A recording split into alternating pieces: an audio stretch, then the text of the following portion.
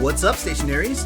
Starfield slips from PlayStation's grasp, but Sony is hedging their bets elsewhere, and the latest Ratchet Clank Rift Apart trailer has broken the internet, but not in the way we would like it, unfortunately.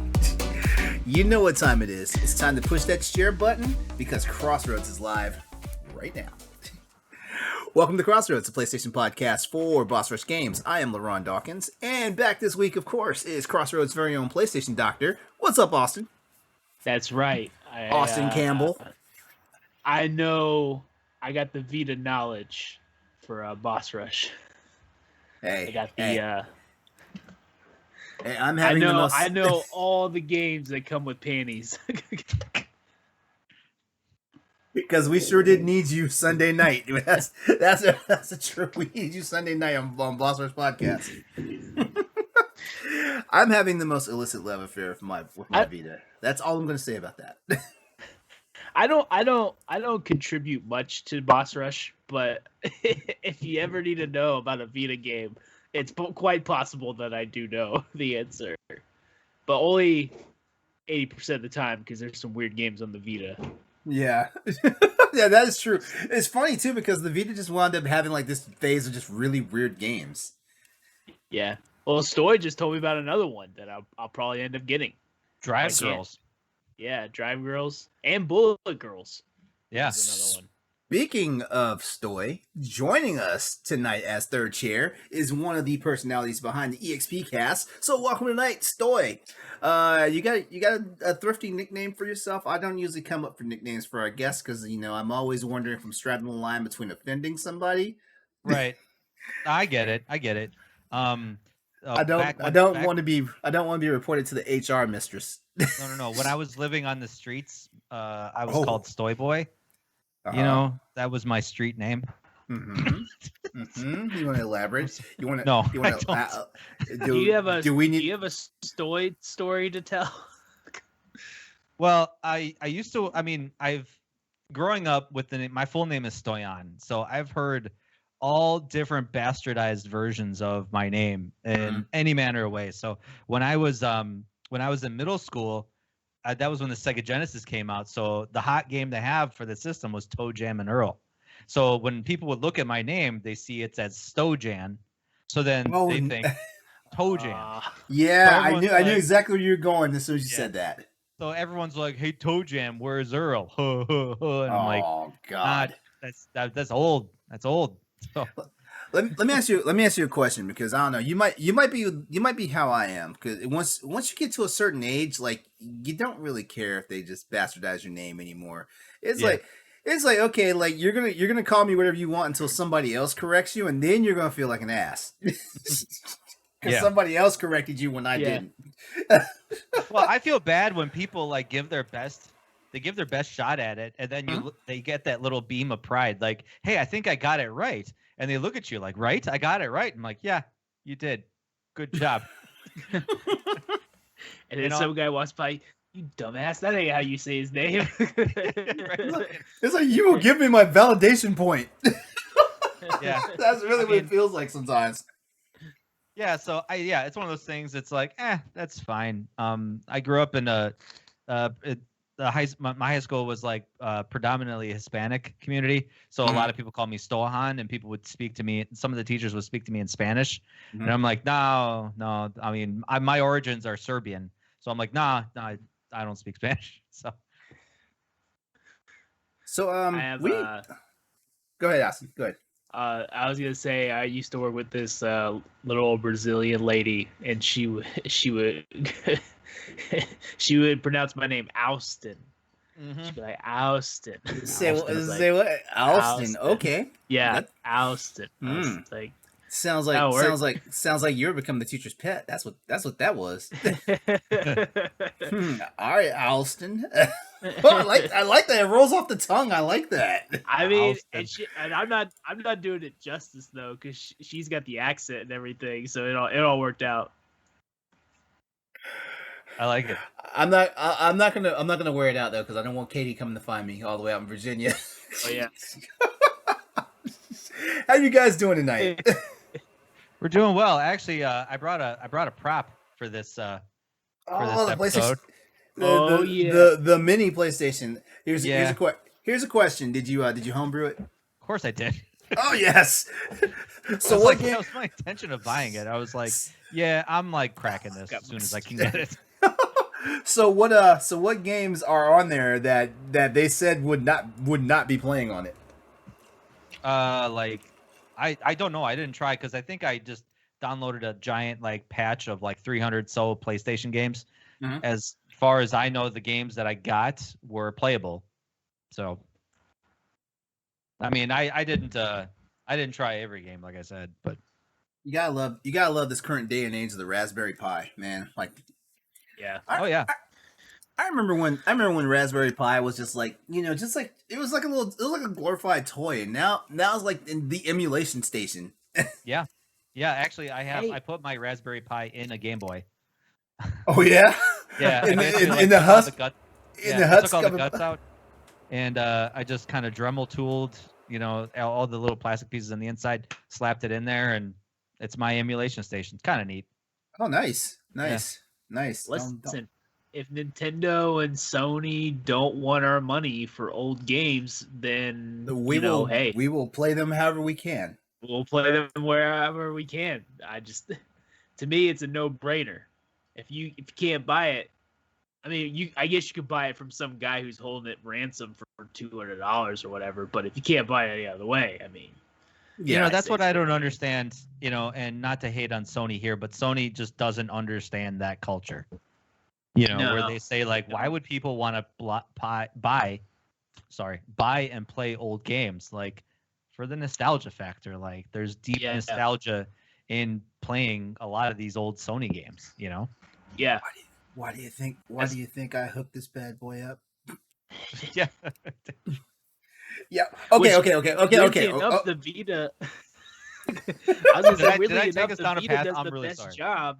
The best job of giving us simulation on its own. You play PS1 games, you can play the PSP games and stuff, and you can even weirdly, So let's just put it this way, like I fixed what was wrong with Final Fantasy Tactics War of the Lions, the original, the release for the PSP, and if you guys don't know what I'm talking about when you cast spells and the game just slows down to like 3 frames per second. I fixed that. Thanks to something I discovered on the interwebs. So, and anybody knows me knows Final Fantasy Tactics is my favorite Final Fantasy game, my favorite one. So, I discovered that, and I was like, "Oh, it's off to the races now, boys." But I know it's only Tuesday, but is the week going well? Yeah, so far. It's been long. I can't believe it's only Tuesday. I know. Yeah, I feel you, man. Like I mean, it's ridiculous. Like, man, it's like this week is I work in IT, so like my Mondays can either be super eventful or nothing happens. And yesterday was one of those nothing happens Mondays, and it about drove me nuts because the last couple of Mondays have been like bam, like wake up, clock in. You're busting your ass until it's time to clock out, and hey, good way to pass the Monday. Like my Monday was so slow, I actually went out and ran 3.5 miles. And anyone knows me knows I hate running. Yeah. But I'm trying to lose weight, so you do what you must. Yeah, that's part of it. Yeah. I don't know. I feel like, I don't know. Okay, given that I don't like running, I feel like it's a universal joke that running is like in the top 2 best ways to lose weight. To lose weight fast. I can't stand the other it. one. Huh? The other one What's the other one? The other one is rowing. Rowing, yeah. Yeah, that makes sense. The other one is rowing, and according to like the health professionals, they can't. One or the other is always vying for number 1. The right time of the year, running. I do like running. I do like running in the heat, which is crazy because like I don't like running, but if it's a nice good temperature outside, like I think what it is the correlation of when you sweat, you're just shredding pounds and stuff like that. So Right. I'll get out there in Virginia, like its heat index hits like 120 degrees sometimes out here because of humidity. Yeah. My mom is like, "Are you crazy? Like what? Like I know how to run in the shade. It's not like I'm out there in direct sunlight about to have heat stroke." I'm running away from the sun, Mom. That's the thing. If I run, I really want to like break a sweat. Like that's why I prefer to do it on like a hot and humid days. It's just because I don't know, you feel better about it because nothing's worse than like getting off a run and feel like nothing like you didn't do anything. Yeah, that's the worst. Yeah, like right now, like as a matter of fact, like yesterday I decided I was gonna go for a run because the weather was feeling nice all day. By the time I got to doing my run though, like the weather, it got overcast outside, and the weather kind of took a turn. So I was like, man, like. It's nice and cool out here. It's actually the perfect weather for if you want to run. Like it's not too hot, it's not too cold. It's the Goldilocks effect, right? Mm-hmm. Yeah. But in my head, I was like, man, I'm gonna go out here and run. And it's gonna look like I didn't go running because like the breeze is just too damn nice. It's gonna wick all the sweat off of me by the time I get in the house. My roommates are gonna look at me like, did you even do anything out there? They're gonna think I walked 3.5 miles. That's why the only kind of running I do is I've played soccer my whole life, so the only way you can get me to run consistently is if you're making me chase a round object around. And but like if I actually want to like run to get in shape for something, like I do interval running. So like I'll do like a jog for 1 minute, sprint for another minute or 30 seconds, whatever. Jog, sprint. I'll vary my running cadence so that I could even shorten the time frame. So I could say I'm just going to go run for 20 minutes, but make it like a very, very, very productive 20 minutes where I'm actually burning calories as opposed to just like, straight jogging. And then, your body reaches that kind of plateau point where, okay, you're not going to be burning that many calories once you hit that kind of level. So yeah, I've started I've started doing that this season for running. What I'll do is I'll run out a distance. Usually I will try to run a mile because that's my next objective. Like when I say I suck at running, I suck at running. Like I cannot run an uninterrupted mile yet. I have to walk at some point, and it's really starting to bother me that I can't run an uninterrupted mile. So what I'll do now is I'll do whatever cardio it takes to get to that 1 mile, and then on my second mile I'll start doing intervals. And it's pretty cool, but I mean, there's sometimes when you're like, it's like, oh my god, this is the longest 20 damn seconds I've ever, when you're sprinting after you've already huffed out a mile already. It's just like this is the longest 20 damn seconds. All right, well then, let's just have at it tonight. This is Crossroads, the PlayStation podcast of Boss Rush Games. Every week we come together bringing you the latest in news, rumors, and general discussion in the world of PlayStation. Crossroads is live on twitch.tv/Exodus803, Tuesday evenings at 8 p.m. Eastern Standard Time. And please, if you are unable to join us during the live event, Crossroads can be found on Apple Podcasts, Spotify, and other podcast apps. And if you like the show, then please consider subscribing to our podcast show. You can also find the show on youtube.com/BossRushGames and our website, BossRushGames.com, every Thursday. While you're there, don't forget to check out our growing family of podcast shows, including the EXPcast. And remember to share, rate, and review us wherever you check out the show. And always take a moment to give us a follow on Twitter at @PS_Crossroads. All right. Guys, you know what time it is. It's time to talk about food. It's time to talk about food. It's time to talk about now food. Workout time, that's for sure. So someone in the chat is telling me I should start dancing. So I saw it. I saw it. I was like, is he gonna take the bait? Is he gonna take the bait?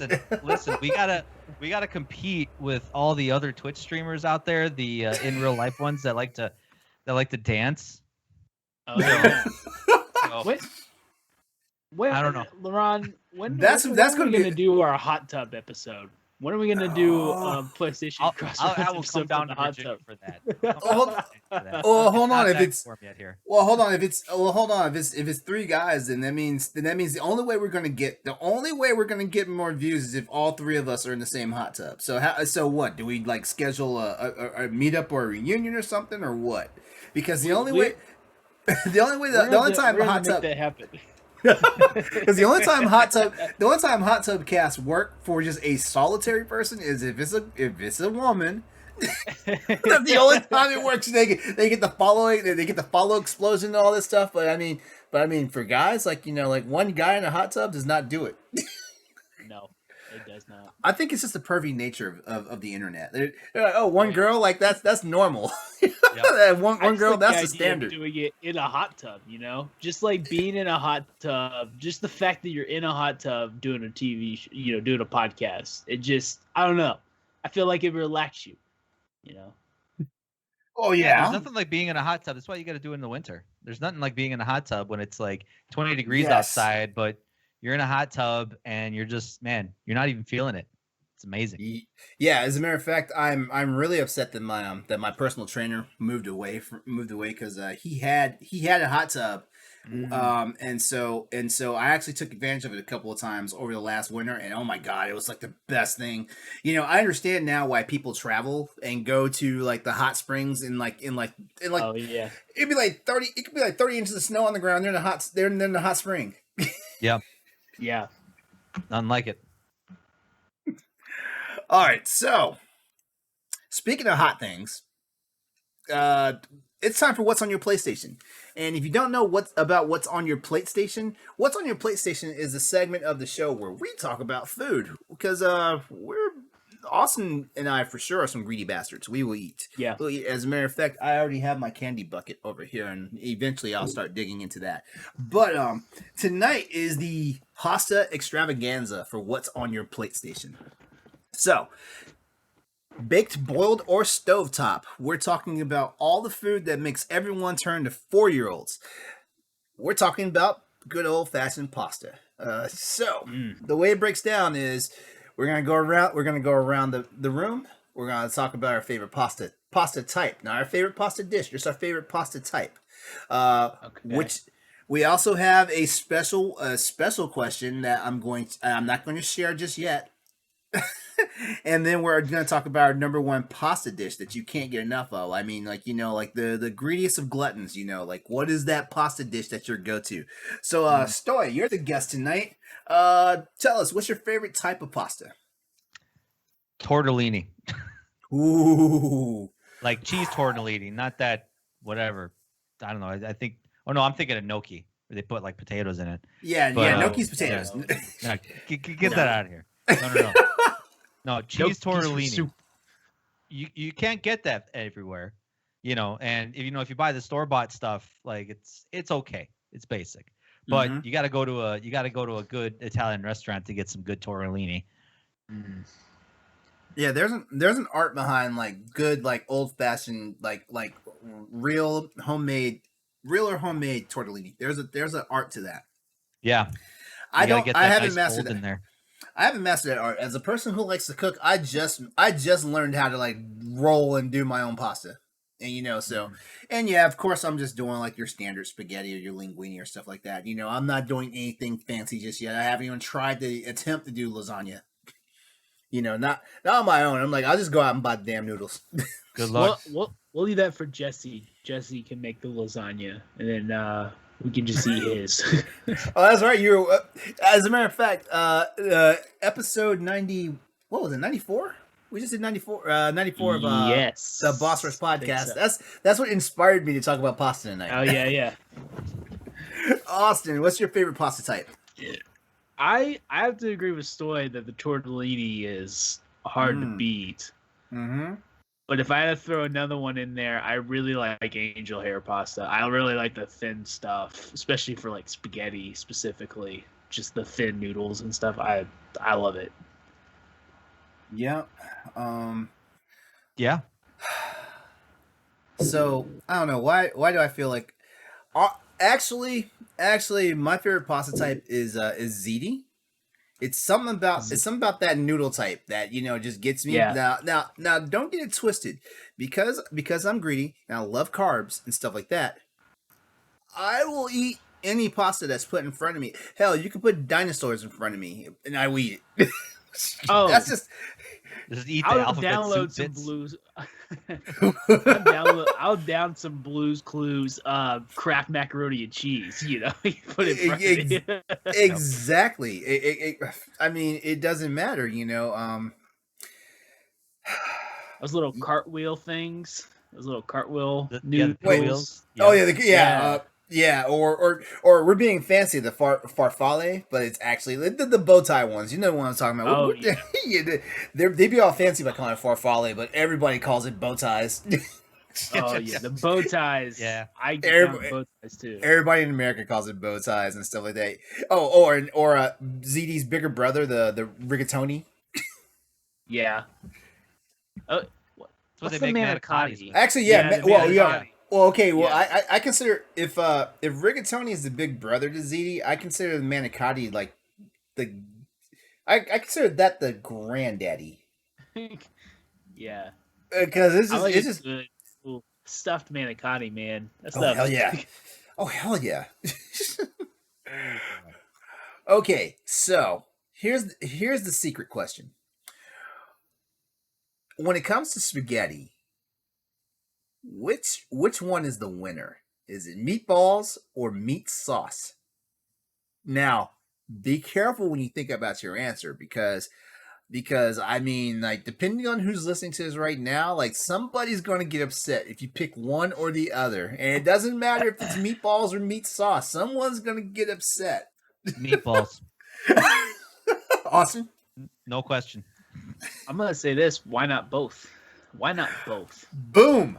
Now here's the thing, though. Meatballs is the winner if I had to pick one or the other. Yes. But I need those meatballs to be not dry. If they're dry, it wastes the whole thing. Exactly. yeah. It ruins the dish. Yeah. So, And meat sauce has to be actual meat sauce, not tomato paste. Right. Yeah, that too. I think meat sauce is like easier not to mess up, but because it depends on who's making the meatballs. Because I've had some bad meatballs, and then I've had some really good meatballs. But when you have the good stuff, that's the best. That's the best way to eat it. Yeah, it goes without saying. Yeah. I'm also on the meatballs train here. But in the perfect world, it's a meat sauce with meatballs. In the perfect world, yes. And here's some mistakes. Like, number one, yes, if meatballs are dry, that's a mistake. That's no. I feel like that gives you the right to march into the kitchen and punch somebody in the face. But on the flip side, if the meat sauce is either too tomatoey or pasty, or if the meat in the meat sauce is not seasoned well enough, it will kill the whole sauce. Ugh. Unseasoned beef in meat sauce. I don't understand how people. I don't understand how people think that they can just brown the ground beef without doing anything to it, because they think that the ground beef is going to soak up the ingredients of the meat sauce, and they mix. I don't understand. It's like, no, unless you're legit doing a 24-hour meat sauce, like old school does. Yeah, you need to. Most people are actually making their spaghetti in 1 hour or less, and if you're making it in less than an hour, I'm looking at you kind of funny too. Yeah, but most people at the least do it for 1 hour, and there is no way that you can get your tomato sauce, ready. Brown your ground beef, and think that if you don't do some type of workup on the ground beef, that it's going to just soak up the flavor of the tomato sauce. That does not work. It doesn't work. Pro tip: you might want to, if you wouldn't put ground beef on your tacos without it being properly seasoned first, you don't do it in spaghetti sauce. No.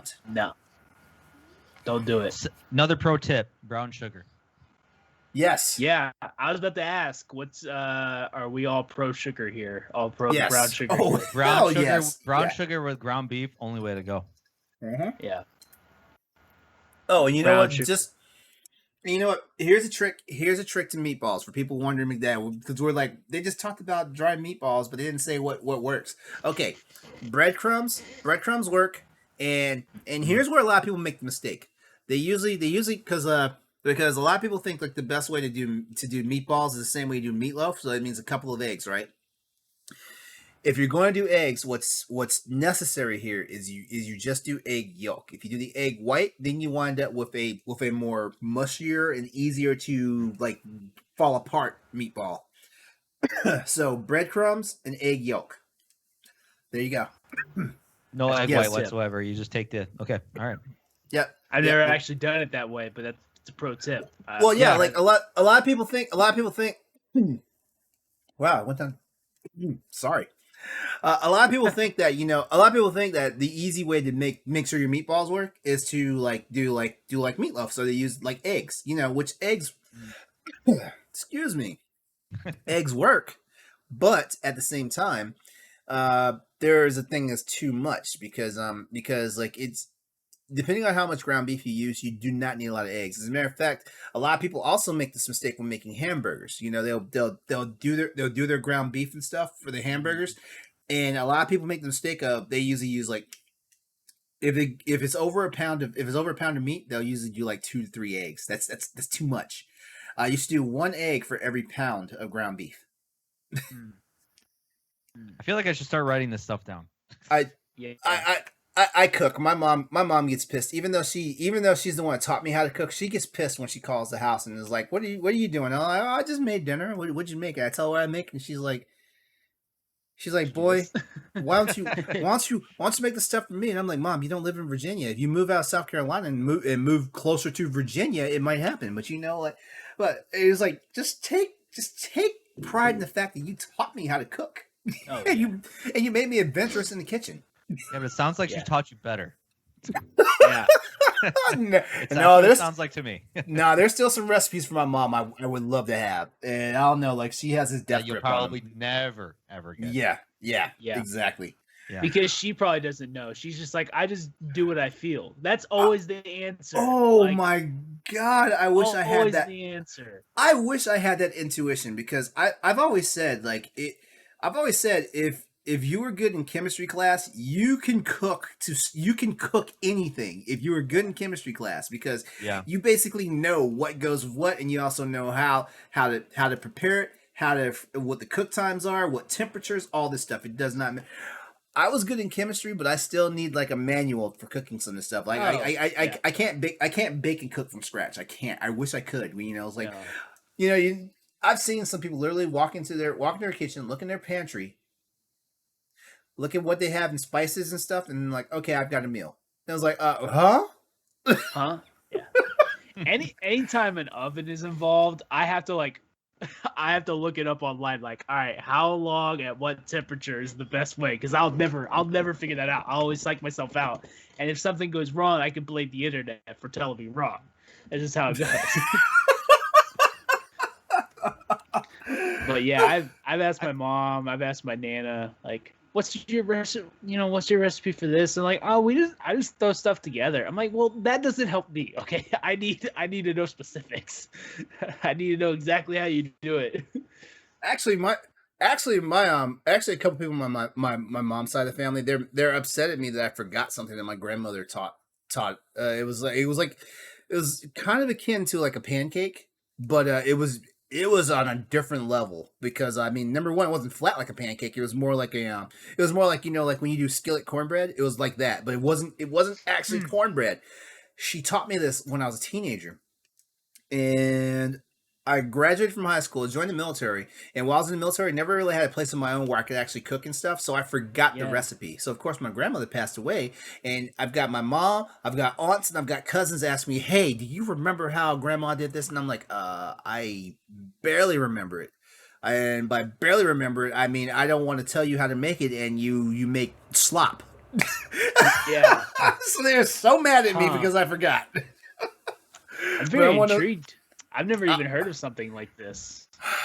I will try to reproduce it. I know like the base ingredients, but the problem is I also Right. I suck at baking. Baking is the one thing I can't do. Yeah, as far as cook. I'm not a This big sounds like an oven interesting person. live stream proposition for you. Good point. Will he or will he not make dog food today? Yeah, exactly. Will his dog eat this? Yes or no? If the dog won't eat it, you're in trouble. Yeah. Right. Well, tune in next week, guys, where I try to make something else. As I'm fending off the dog with a whip in a chair, like, no, get back. I promise it won't be this bad next time. Okay, to round out PlateStation. Okay, so now we can talk about the number one pasta dish that we can't get enough of. So who's a Garfield and who's gonna say lasagna? No, not me. Okay. Not me. I mean, Not I like me. lasagna. Uh-huh. I like lasagna, but I like lasagna with cottage cheese as opposed to ricotta cheese. I mean, just to put that out there. So, like, I don't know why I'm a big thing with that, because I think I grew up with cottage cheese in my lasagna, but that's beside the point. Anyway, I'm that basic dude that goes and just is like, give me chicken fettuccine Alfredo. I'm good with that. Hell yes. Oh yeah. I mean, most places don't have like tortellini anyway, or like, I don't feel like buying the store-bought tortellini, so just, fettuccine sauce, bunch of fettuccine noodles, or even like penne pasta or whatever. Throw some chicken in it. Man, that's it. Yeah. My mom made lasagna with cottage cheese. That's how I grew up on it, but it always like killed my stomach. Like it always hurt my stomach. And then I didn't like lasagna for that reason, and I never knew why. And then I had lasagna with ricotta cheese, and it didn't do anything. And that's all I've ever eaten like that. So every time I hear about cottage cheese, I'm like, oh. Yeah, I'm kind of hit or miss with the cottage cheese in lasagna. Like I mean, there's sometimes I think what it is, and I realized it when Jesse was saying it. Like, like get the mixture of ricotta and cottage cheese, and that usually I think it makes the whole thing smooth, because sometimes cottage cheese won't hit you right, if that makes any sense. I think it has something to do. I think this has something to do with how it winds up cooking. So like if it doesn't gel right with the rest of the ingredients, it might be a problem. And I know I've had a couple of instances where cottage cheese just did not hit me right in lasagna, but I still will eat it. But I was like, something's off here, But yeah, it gives me that gut rot sometimes too. Like eating cottage cheese in certain ways. Like, ooh, that ain't sitting right. Yeah. Which makes me mad because I love cottage cheese, but man, I am the chat saying it, and yes, I am also of that. I am a fettuccine Alfredo, or give me linguine instead as the noodle type. I like the flat noodle. I do.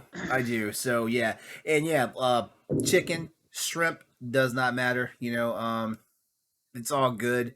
I even will get adventurous sometimes and throw like random greens in it, like either like like a really good chopped up kale, throw it in there, or like really small broccoli florets. Oh yeah. Now we're getting fancy. Delicious. Yeah, I love broccoli in anything. I'm a huge broccoli fan. Oh, and of course, heavy on the minced garlic, and heavy on the shredded the grated Parmesan. If you don't, are you that guy? You don't at have Olive Garden? garlic. Yes, I am. Yeah. Yes, I am. Where's like, the leaning tower of freaking Parmesan before I say when. Yeah, they're sitting there for like 20 minutes. Like, just say when, sir. Yeah, I'll tell you when. Okay. Yeah, if I go to Olive Garden, it's always Alfredo, and I always get it with the steak.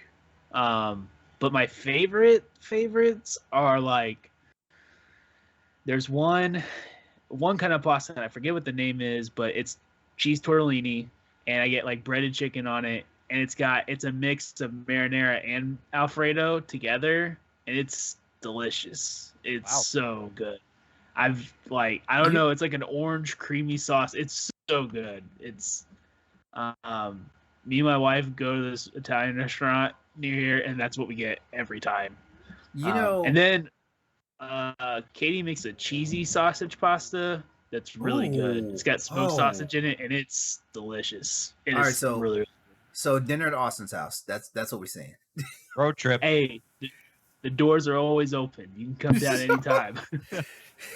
That's right, because I owe you guys some Vietnamese chicken wings. Oh yeah, I'm telling you, Boss Rush food tour. It's coming. It's Oh, coming. yeah, well, Celeste is Opening like up slowly. Celeste is like, bring your asses to Louisiana. Celeste Hey. tells us every week. Next year, I'm getting on my vacation. I get extra week of vacation next year for my job. I plan on going places, and I would love to go anywhere and get food at any point. When I go to Florida in a couple weeks, it's gonna be all just a food tour all the way there and all the way back. Oh, for real. Oh man. Yeah. One thing before we close out this topic. I fell in love with this combination, and I'm not even sure how I wound up on this combination. A chicken parm with a side of spaghetti. Like just like plain spaghetti. Spaghetti with a sauce. Like it doesn't. I think a meat sauce kills it. So like a spaghetti with just a regular tomato sauce with it. But I've kind of fallen in love with that thing, and it's funny because like I'm actually going to attempt to make my own chicken parm. Like in all the years I've been cooking, I've never made a chicken parm before. It sounds like it'd be a hard thing to do, honestly. It's not to get it consistent. Not that hard. It's not too hard. Mm-mm. Now the way I do it is I do like the cutlets, so the smaller piece of chicken. If you try to get a bigger piece of chicken, I don't know. Yeah, you have to mash it. You have to mash it and like get it to a certain like consistency. Yeah, so because a lot of people make the mistake of just putting like the big ass chicken big breast. old breast. Yeah, and it's like you have to dry it out by the time you cook through it all the way through. Yeah, right. And it's got to be super thin, right? Yeah. I think they say like no more than a quarter inch. Like no less than a quarter inch. Wait. Yeah, if it's pounded like super flat, like a crepe, like it's not going to be good. I think the rule of thumb is like up anywhere to a quarter inch to a third of an inch. And that's just a guarantee that it cooks evenly without overcooking the breading. There. Yeah, I made the chicken parm. The hardest part for me was keeping the breading on, like flipping over the chicken and keeping the breading on. But I've got it down to where my mixture is good, for where it doesn't fall off all the time. Yeah. But yeah. What are y'all's thoughts on pesto? Oh, I love a good pesto. I like pesto, yeah. I love usually a good what pesto. I get when I go to noodles, I get the pesto cavatappi. Yeah. Yeah, I love a good pesto. Whew. Yeah. Now I just want pasta. Yeah, same here. I actually caught my roommates making spaghetti before we went live on the show. So like I should message and be like, leave the noodles out. It's actually kind of funny. I did have pasta for dinner before coming on here. I had that bagged pasta, throw it in the microwave for like 60 seconds. That's like probably one of the most brilliant inventions of the 21st century. Like, hands down. Yeah. Oh, and bagged pasta, you just throw it in the microwave. And I know we talked about some high in the hog pasta, but we don't discriminate with Velveeta or Kraft mac and cheese either. We don't. Yes, we do. Velveeta. Well, okay, Velveeta versus Kraft. Yeah, Velveeta for sure. Velveeta, yeah. I definitely prefer the Velveeta macaroni. Let's not start this podcast off controversial like that. Okay, but I Velveeta, will say leave it at that. There's times where I just want to open a jar of sauce and just call it good, call it a day. Oh god, I'm guilty of making poor man spaghetti too, where you just heat up enough ragu sauce, boil your noodles, and you go on about your business. You gotta add the seasoning to that. Well, true, yeah, like if you're not adding the oregano and the Italian seasoning, you're doing something wrong. Yeah, exactly. Yeah, a little bit of you just take it from the Italian seasoning bottle, then you just yeah. Zoomy in the chat just said, Zoomy 2009 in the chat just said, half-inch thick FYI on the chicken, which, you know what? Thank you for that, because I would probably made a hockey puck out of my chicken if I actually did like a quarter inch. Because now that I'm thinking about it, quarter inch might have been a little too thin. Yeah, probably. Yeah. All right, well, that's another wonderful episode of What's on Your PlateStation. I feel like eventually we're going to run out of creativity, because I mean, I don't have the most bland palate, but I feel like I've already talked about all my favorite foods. So how in the world are we going to keep these topics coming in the future? We can narrow it down. Like pasta is a very broad topic, so I feel you on that. Yeah, Nelly's gonna come back to the show and be like, "What happened to What's on Your PlateStation? We ran out of food to talk about." There's never listen. There'll never be a day where I can't think of a food to talk about. I got opinions of food everywhere. Stoy, you missed one of the best episodes when we talked about carnival or festival food. You missed that was one of the best PlateStation topics we had. Oh yeah. Endless possibilities. Thank you, Salty Barnacle. Thank you for that, because it's the truth. Yeah, because we in Wisconsin, like we're full of church festivals, I imagine, just like anywhere else, but we're very well known for our fried foods. Like our state fair is like fried Oreos, fried Twinkies, fried everything. Like, oh yeah, you name it, they're gonna stick it in a fryer and serve it to you. So yeah, I can only imagine where that conversation would have gone. Okay, so you know what? You know the Drake meme where it's like where he's doing the hand against, and he's like doing the yes. Yeah. Regular Twinkies, that's a no for me. Fried Twinkies, hell yes. Yeah. I feel the same way about Oreos, man. Oh God, fried Oreos. Yeah. We have a Korean. I remember the first time I had a fried Oreo, and I was like, "This is not good for me. This is just not good." But it's good for you. Me. Yeah, it is. We have a Korean place that's right on at CNU. So it's like less than 7-minute drive from me. They have fried Oreos on their menu. A Korean place has fried Oreos on their menu, and guess what? I had to stop going to that restaurant because I was literally hurting myself every time I would go to that restaurant, because I was always walking down there with the fried Oreos. And here's the thing about it. They had to pick your option. They had a 3-piece, a 6-piece, and a 9-piece. 9-piece? You know which one I was getting. You know the 9-piece? Get out of here. Come on, man. Yeah. Have some respect for yourself. What I would do is I would buy the 9-piece, bring it home, and made sure 1 or 2 roommates got at least one, so it wasn't like I ate the whole thing by myself. Okay, fair. Man, that's too much for me. I can only eat like one, and then I'm out. Yeah. Austin, have you seen the way I put away sugar? I'm shocked I'm not a diabetic. I'm just saying, listen, I'm not here to judge, okay? I've already got my Mountain Dew and donut thing going on. I got to get enough judgment about it. It's fine. If I may recommend another topic for you guys for food is what you put in your donuts. Like if yeah, thank you. Appreciate that. Thank you so much.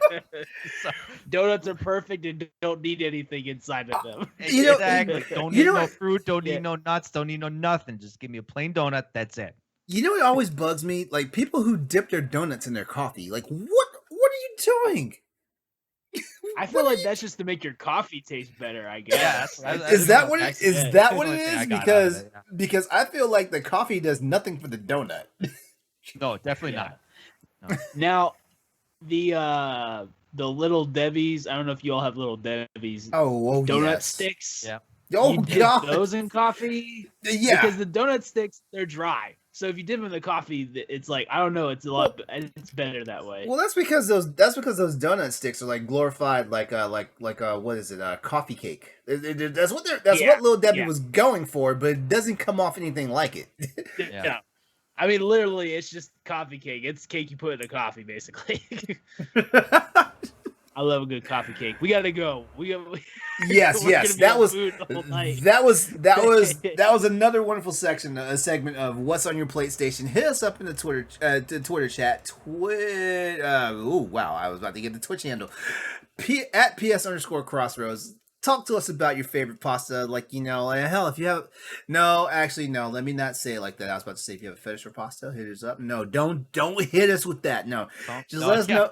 Just let us know about your favorite pasta, like what you like, what you don't like. Give us some tips on how we can make spaghetti better, and we'll love you for it. Send us pasta pics. I'm down for pasta pics. Austin, pasta? I was about to say, do you know what you're inviting? Just pasta. Are you trying to get our Twitter page shut down? Do you want to make an OnlyFans? Let's start a website called OnlyPans, and it's just cooking. That's good. That's good. It's cooking subscription channel. All right, it's time. Logan's not allowed on there though. I don't want. I don't want his influence out there. What is? You know what? I really wish Logan would hurry up and start his channel, his cooking channel, so I could send people that way. So I can just tell him like, hey, go to his channel and then come back to us and talk to us about what you saw over there. Because I'm telling you, the pickles and the Jello, I was like, I thought he couldn't get any weirder. Listen, I guarantee I don't question anything anymore. I guarantee you, Logan's going to hear this episode. He's going to immediately blow up my mentions. Yeah. All right, guys, you ready to talk about some news and some blurbs tonight? This is a PlayStation podcast after all. So yeah. Yes. Yeah. All right. We talk about PlayStation more than anyone else. That's true. I mean, yeah, I mean, that's the best. You described it the best right there. Okay, all right. So we've got a few blurbs tonight. So let's go ahead and break into it. First off, Sony is looking to reduce PlayStation Now lag. Yes, you heard that right. PlayStation Now lag, which is suggested by a recent patent filing that was done by Sony. All right, so as we all know, back in January 2014, PlayStation Now became a thing, and it was poised to be the gaming experience for Sony. It's 2021. We all know how that's gone so far, right? They just now got 1080p streaming. Just now. 1080p has been a thing since PS3. Yeah. All right.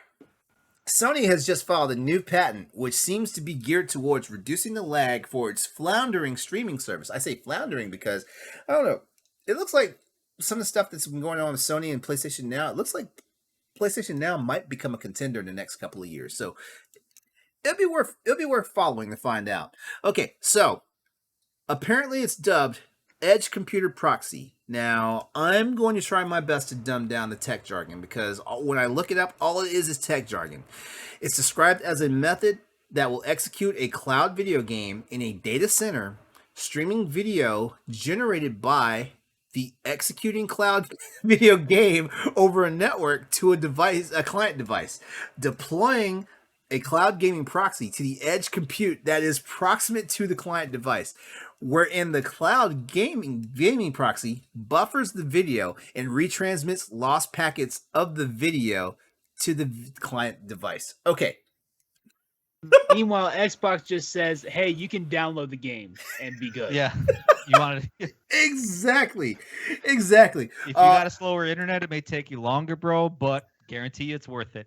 Notice while I was talking about all that stuff, I was literally trying not to swallow my tongue as I was saying all of that. But that's what it was described as, in the actual like description of the whole thing.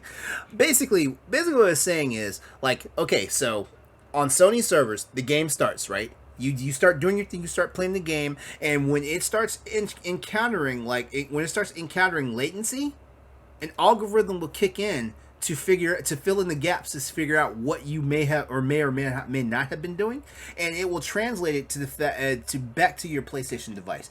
That's honestly what it means. That's the best it means I can tell you in layman's terms, because I, as an IT guy, I appreciate the cloud, but I don't know that aspect of the cloud, so that's about the best I can give you on that.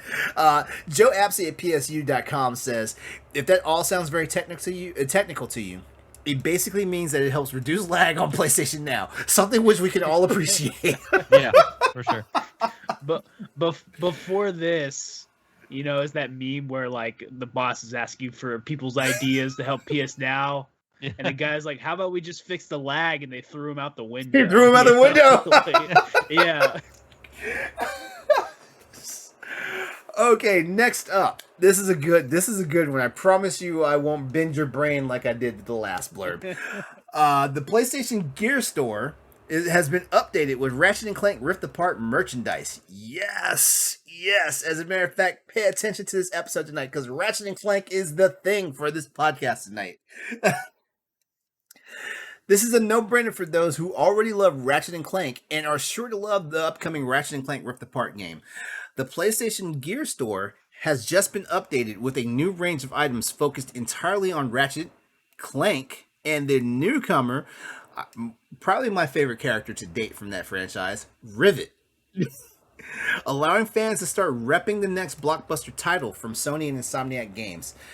Now's the time to get your hands on a licensed t-shirt, water bottles, and pencil cases featuring the 3 stars of the newest entry in the long-running gaming series. All this merchandise. I get tongue twisted on like the easiest things sometimes. This entire line of merchandise is estimated for arrival on the 28th of May 2021, and will have an MSRP of $22.95 for the t-shirt, $19.95 for the water bottle, and $9.95 respectively for the pencil cases. And don't forget, the game will be out on June 11th, 2021. Good old 8 days after my birthday. How are t-shirts so expensive these days? I feel like t-shirts are like the swag, because I remember like I'd gone to a couple of gaming shows, and I didn't care about their pencils, their pens, their lanyards, and all that stuff. I wanted shirts. Right. Yeah, right.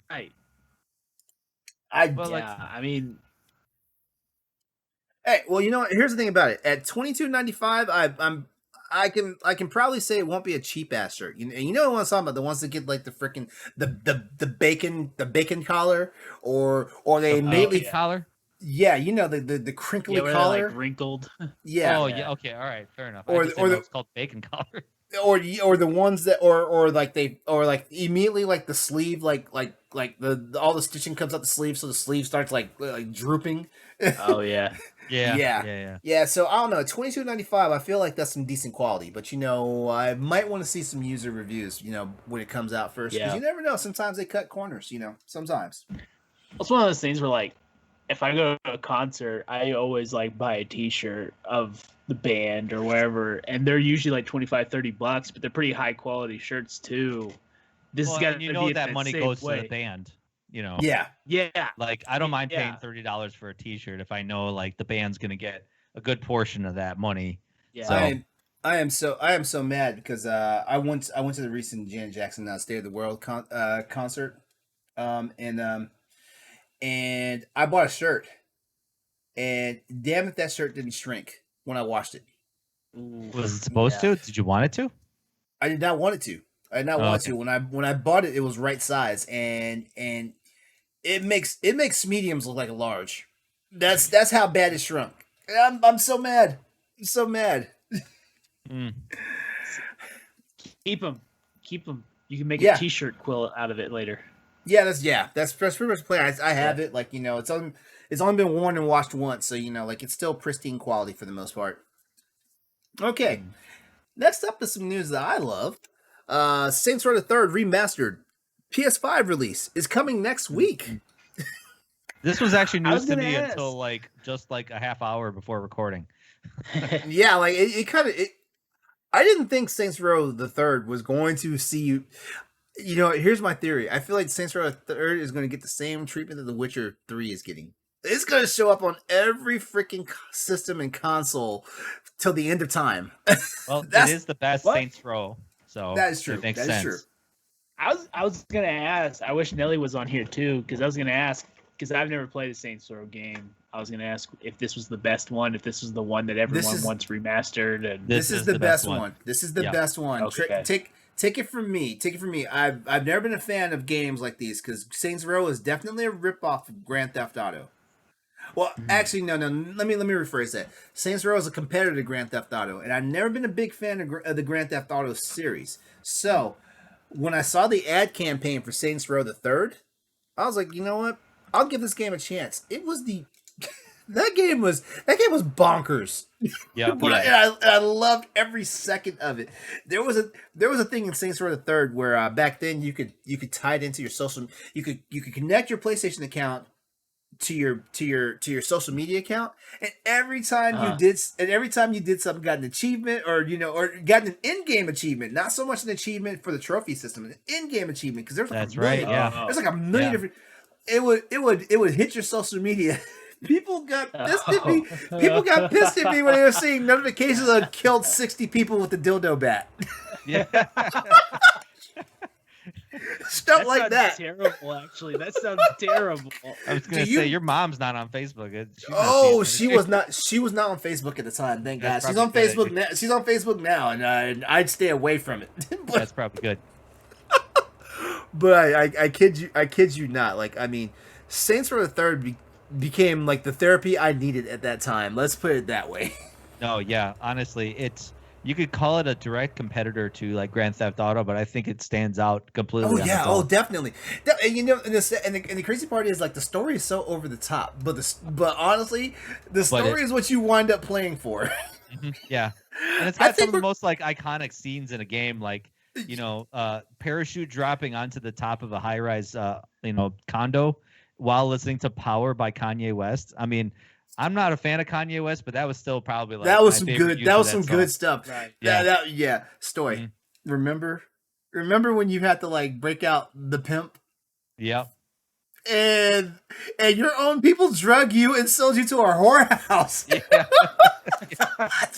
Just for you to get on the inside. Mm-hmm. Oh my God. I'm having nothing but good memories thinking about this. I may have to This put is it back in my Steam fourth or fifth time buying. You guys? Yeah. Is the day one buy? You get it for PS5. Yeah. As a matter of fact, hold on. Let me break into this because we haven't even talked about the blurb yet. Deep Silver has confirmed that Saints Row the Third Remaster will get a PS5 release on May 25th, 2021, with a free upgrade available for all existing owners of the PS4 edition. This version of the game will run at a dynamic 4K resolution at 60 frames per second. Loading times will be improved thanks to the SSDs of the PS5, and the DualSense controller will glow purple to represent the Saints. That being said, it doesn't look like the game will utilize the controller's unique haptic feedback and adaptive triggers, but so just be aware of that. But you know what? The fact that this thing is going to be glowing something other than orange or blue. Oh my God, I can only imagine like if they what they would do if they had the haptic feedback features with. Yeah. They really want my money. Yeah. I wonder what it's going to be priced at. If it's priced at $40, I will buy it. I honestly think it would be.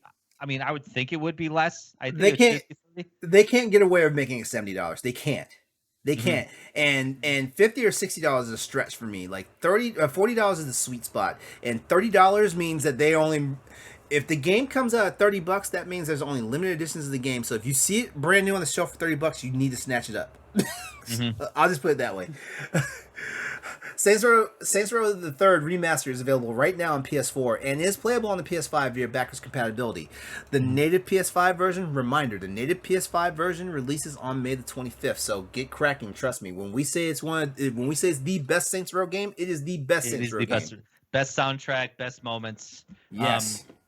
Auditor in the chat kind of reminded me because this is Pat from my podcast. He encountered a trophy glitch with the PS4 remaster where if you actually put the game to sleep and then restarted it again, like after sleep mode, it wouldn't unlock trophies after that. and they never fixed it. Oh, Is that for the original or the PS4? That's for the PS4 remaster. Oh, So cool. I remember Pat loves his freaking trophies. He goes after them trophies. Like, oh yeah. Well, Yeah. Pat's a man of my own heart. Yeah. So you get it. How Yeah. irritated he was. He was like, I don't even want to play this game yeah. anymore. And I was like, come on, man, it's a good game. But yeah, I feel it. A broken trophy list will turn me off of the game. Like, it'll straight up turn me off. Like, I'll be like, Yeah. Especially if feel I'm ya. playing on PlayStation, because like that's like a big thing for me. Is why I don't play more indie games on Switch. Is like, I can't get trophies on here. I can't get trophies on my Switch. Okay, honestly, you and Pat are the same person. You're the same person in terms of that. Like, it's wild. Hey, Austin. Just a quick update for Returnal. The devs are working on a better save system right now for the game. Thank God. Good. They So do too. yeah, so at the moment I'm saving my $70. when they revolutionize that, I'll be ready. Yeah. Okay, our final blurb. PS4. Let me start over. Multiplayer weekend is confirmed for May 22nd to 23rd, meaning free PS5 and PS4 multiplayer for a weekend. Yes, we love when that happens. We do. Sony Interactive Entertainment has confirmed it will be hosting a free PS5 and PS4 multiplayer weekend spanning May 22nd to 23rd of this year. This means that you'll be able to game online with friends without a PlayStation Plus subscription, which, by the way, Sony celebrated PS Plus eclipsing 47.6 million members worldwide. Yay! Hey! Wow, Yay! And remember, that's new members, so that means that not that many systems got scalped. I'm sorry, that was a cheap jab. I'm sorry. got him. Sony put out this exciting statement about the event. If you haven't tried the online multiplayer benefit for PlayStation Plus yet, I don't know who, because we're now 3 systems deep into PlayStation Plus. I don't know who has not done PlayStation Plus. There are a few people out there, but I don't know who they are.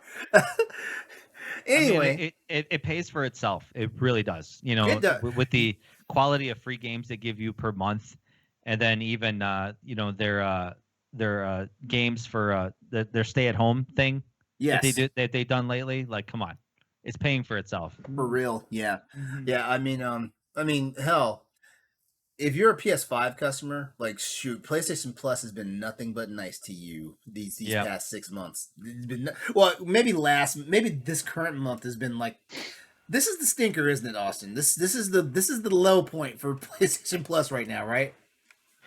Yeah, I mean, Wreckfest was different because it had been on PS Now for so long, and I don't think people were too excited. I'd say this is probably the weakest one that they have. I don't know if they're gearing up for a big one this coming month, though. What are they going to give us? This is... Wait, let's see. I would have said they were going to give us Ratchet and Clank, but they've already given us. They've given us Ratchet and Clank without it being an actual PlayStation Plus, giveaway. Right. I think Godfall was one that everyone was saying would be one. Mm-hmm. I'm surprised that game isn't a free month. I'll be honest. I imagine that's coming soon. Yeah, that's gotta be. They gotta be wanting anyone to play that game. But nothing new is coming out next month that I could think of, that I know of, unless Sony's got like a surprise. But other than Ratchet and Clank, I don't think they give that one for free. I mean, they just gave us Final Fantasy VII. That was something I did not expect in a million years. Right. It was not. Yeah. But hey, if you want the Yuffie DLC and the PS5 update, you gotta buy it again. You gotta buy it. Yeah, you can't use the free game from PlayStation Plus and think you're gonna get it. Yeah. No. So that's not how it works. It was good marketing, but they knew what they were doing. They're like, nah, we got you now. Yeah, you want to play the updated version with the DLC? You gotta buy it again. Yeah, Zoomy 2009 in the chat. I was like, can't be solid all months, and that is true. But when we talk to our buddies from the Boss Rush podcast or from Arsenal X, they're like, at least Sony is consistent. Games on Gold, I think it's called. Is that what Xbox's is? Games with Gold. Yeah, Games with Gold. Games with yeah, Gold has been bad, but they got Games Pass. It's like they're throwing them the scraps. Yeah. Yeah, they'll have like one solid month where it's like, wow, these are actually good solid games, and then another one it's like, Kingdom with Keflings. Like again? I feel like they just rotate all the Lego games. They put a Lego game every month and just. I thought we already got Indiana Jones. No, this is the other Indiana Jones one. Yeah. Well, there you have Another it. one? Right? Aren't these all on Game Pass? No, you don't have Game Pass. Shut up.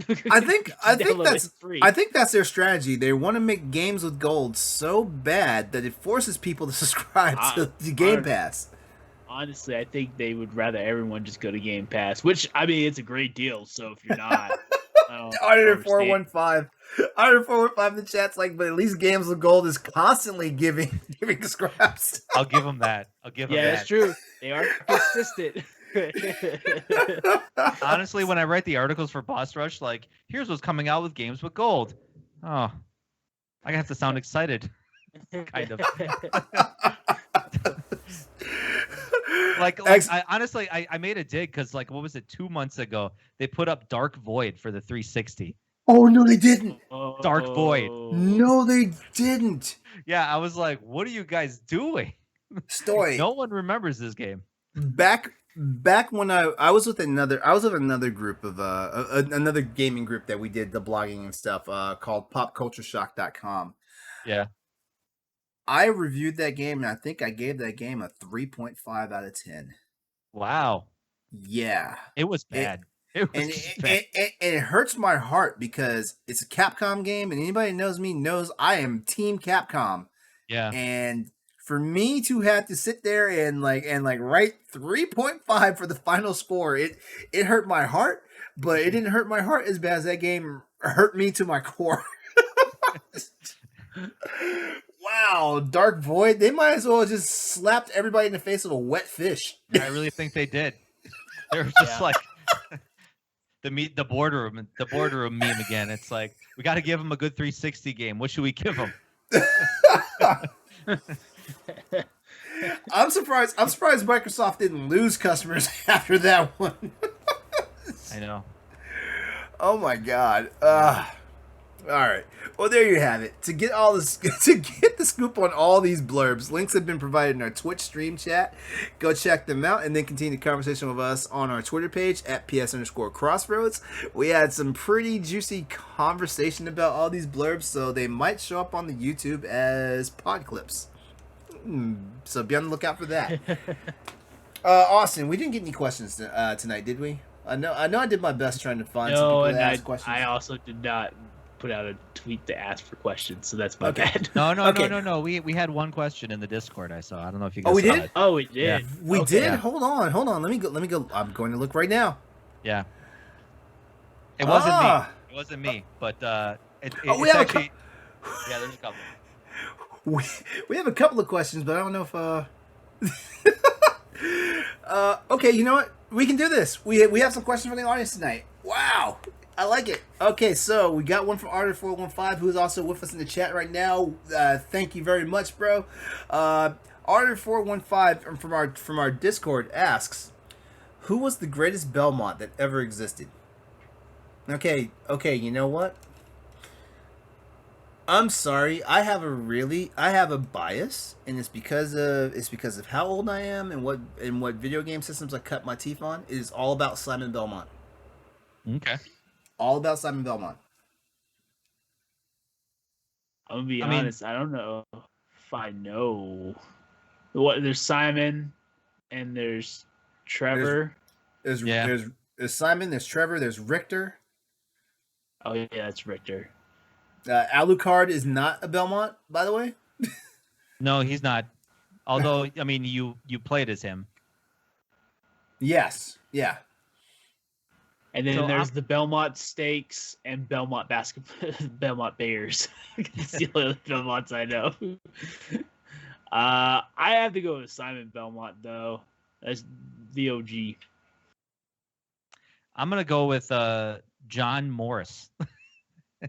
He was from Bloodlines. He was the American vampire hunter. Yes. Him and the other character in the game were descendants of the Belmont clan.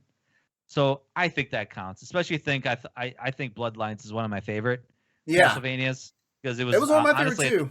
honestly at the time it was the bloodiest because it was on Sega Genesis. It got that MA13 rating, so it was super edgy. But yeah, I just remember firing the game up like you're playing as John Morris. Like what?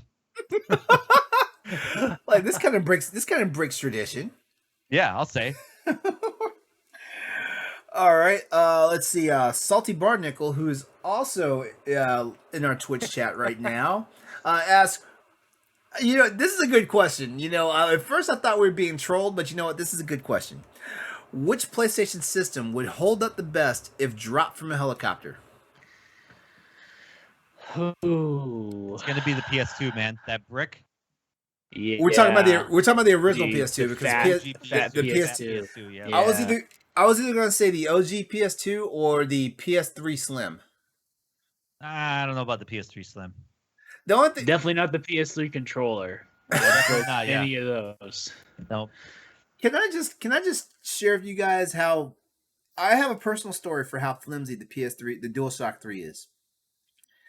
I was playing a buddy in Tekken, and he was whipping my ass to the point where I was like, am I trying or is he not trying? Or, one of those things. And he got me with one of the most trolliest moves in Tekken. I'm not sure if you guys know a lot about Tekken, but the character Yoshimitsu, the guy with the sword. Yeah. He's got a really troll move where basically he'll commit harakiri, where he'll stab himself with the sword. And if he does it just right, he'll stab himself with a sword. If he's standing right in front of you, the sword will go through him, hit you. If you run out of energy, if your energy drains before his does, he wins. Oh. So, when Austin says the PS3 controller won't stand up against anything, that is true because I literally snapped the PlayStation controller. Yeah. It's the first time in my life I've ever broken a controller in my own bare hands. But I literally... LeRon, I didn't only just do that once. I did it twice. Now, are we talking the PlayStation 3 controllers before the DualShock? Like, we were talking the really, like, the OG PlayStation 3 controllers? Yeah. No. I think I want to say no because the one I broke was a white one, so that was definitely at least a Gen 2 or a Gen 3. Okay, right. Had DualShock 3. I know I had a friend that literally twisted it, like he was playing FIFA, and like he ended up just twisting it slightly and just broke it in half. No, like, we're talking like the ones without the rumble controls that were made of paper. Yeah, let me tell you. Like my entire vision went red. I know I got foamy mouth, and that controller did not survive. Are you friends with this person anymore? He's my best friend. That's the crazy part. It's funny. And it's funny when we talk about it sometimes. He's like, I thought I was really gonna have to like put you down for a minute because. I mean, the only time I get mad like that is when I'm playing music games, because music games is all about the timing and getting the notes right and stuff like that. It's the only other time I get really frustrated and upset with gaming. But that night, oh my god, like I feel like the friendship was almost over. And the friendship was going to be over because somebody was going to die that night. I think PS2's got to be the answer though. Yeah. Especially PS2. But it can only be dropped. It can only be. Ooh, I don't know. Like I don't know. I protect my PS2 Slim like it is a newborn baby. Like I still have my PS2 Slim, and I protect it like it's a newborn. But that's also because it has a hardware chip in it. So Yeah, that's the other reason why I protect it. I think if it wasn't for the screen, either the PSP or the original Vita could be on there. But the screen, I mean, it'll crack. For sure. I don't know. I feel like the PSP is. Did you guys hear about that battery exploding? Oh yeah, that happened lately. Yes, yeah. Yeah, over the last few months, like people started like kind of firing up their PSPs again, but like noticing the battery pack blowing up. Mine did. Actually, I bought an aftermarket one. Yeah, I think you're supposed to keep it. I think the protocol is to not keep it in the system. I think. That's wild, man. Unless it doesn't matter, in or out the system. Whenever you spark it up, it explodes. I don't know. My PSP doesn't work right now. Like it I think there's something wrong with the Switch. It won't turn on. Oh, This reminds me of. Did you all ever watch the show Top Gear? yeah. Yeah. Did you ever watch the episode where they take a Toyota Tacoma and they like drown it in water and they blew up like a 20-story building with the Tacoma on top, and they let the mechanic have like a screwdriver and a hammer to fix it. That's all he could do to fix it. They still had that thing running at the end of the episode after all they did to it. Mm-hmm. They just destroyed that thing. It's one of my favorite episodes. All right. Well, so the OG PS2 can survive being dropped from a helicopter, but only once. Obviously, only once. Only once. Yeah. That cat doesn't have 9 lives. Nope. All right. Well, that's cool. Like, I'm glad somebody said something about our Discord possibly popping with questions, because there you go. If you want your question read on the show, tweet us at ps_crossroads or email us at crossroadspspod@gmail.com or hit us up on our Discord. We have a Crossroads PlayStation section for our Discord. Hit us up over there, and we will definitely, if they're good and they're not controversial, we'll read your question. How about that? All right, now it's time. We'll answer it if it is controversial. Why not? Yeah. Yeah, I mean, we're the more adult of the Boss Rush game shows. I say that being for real. We were the first show to talk about OnlyFans and selling feet pics and stuff like that. I mean, you talked about getting a trophy about getting 60 kills with a dildo bat. I mean, that's got to be pretty adult. Hey, in my adult life, that is an achievement. In my adult. I'm not judging. It's funny though. Like, I think about Saints Row Third though, and you're like, is it just me, or were the physics even correct for that dildo bat? I feel like they were. Yeah, they were. That's why I was like kind of thinking, like, imagine the haptic feedback that they would implement with that thing just waving around like it did. Oh my god! All right, it's time for the actual news topics tonight. All right, you know what? For the sake of time, this first one's going to be really quick. All right, so a lot of people may know this, some of y'all won't. But Sony's Days of Play event has already kicked off, and there's an upcoming sale coming on May the 26th. Days of Play 2021 has begun, starting today with the PlayStation Player Celebration event. The race is on to reach the stage 1 set of community goals. We are excited to see what happens here. This comes directly to us from the PlayStation blog. Mary Yee, who's the vice president of global marketing for Sony Interactive Entertainment, took to the PlayStation blog to say how pleased they were to announce the State of Play is happening and that a sale is on the way. Some of the offerings that will be available at participating retailers during the Days of Play event include the PS4 games Death Stranding, Ghost of Tsushima. Yo, if Ghost of Tsushima goes on a nice sale, I'm finally getting it. If it does. I mean, you're finally getting it. You never got it? I didn't get it on PS4. I didn't. Come back. You didn't let me finish. To be fair.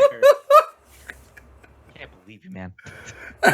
Ghost of Tsushima and Last of Us Part 2, I specifically waited to play on PS5. And I was hoping for the PS5 updates. That's actually, which I think Ghost of Tsushima did get one. It was barely noticeable. Barely noticeable? Yeah, from what I understand. Like, I mean, it runs smoothly, like in terms of loading, but I don't think it got like a real significant like frame rate boost or anything like that. Yeah. Okay. Well, if it's on a nice sale, I'm definitely gonna get it. And all right, listen. I definitely want to get Last Part 2. I'm sorry, I snapped. It's just no. It's okay, because I tend to do that with people all the time here at Boss Rush. In my defense, I was knee deep in Monster Hunter World. Like, I just started my Twitch and YouTube channels, and I needed content. And yeah, if you go to my YouTube channel right now, like, you sir are a liar, because there's only one Monster Hunter stream on your YouTube channel. That's because it's all on Twitch, and Twitch doesn't archive stuff after 30 days, so there it is. So yes, if Ghost of Tsushima is about to get like its best sale yet, I'm ready for it. I will get it. It will be added to the library. But also included that is Spider-Man Miles Morales, Predator Hunting Grounds, which I thought that game was already on a sale. Honestly. Sackboy Big Adventure, The Last of Us Part 2, and another selection of PlayStation hits games, which means I guess they'll be cheaper than $20. So be on the lookout for that. PS5 games included in this event are included on the sale would be Demon Souls, which I think this will be the first time it's gone on sale since they forced a sale for holiday. I think. Miles Morales will also be on that sale for PS5, as well as the Ultimate Edition. So hey, if you don't want to spend $70 for both Spider-Man games, this would be your chance. Sackboy Big Adventure will also be on there, and the Neo Collection is also on there. Which, if I'm not mistaken, isn't the Neo Collection like a permanent addition to PlayStation Now? Isn't it?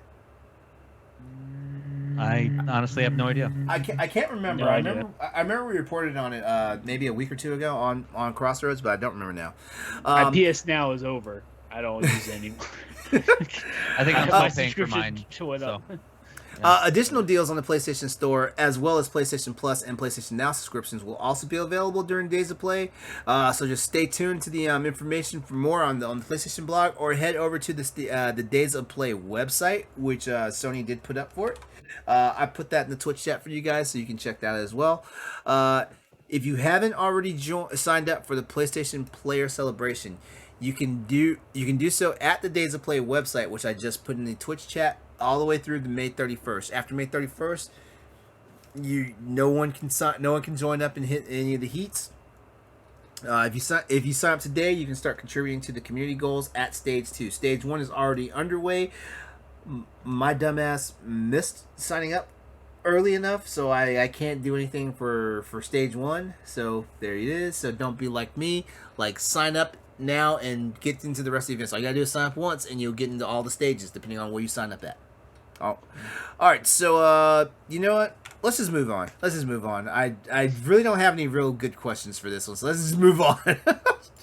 Because this one I think is a talking point.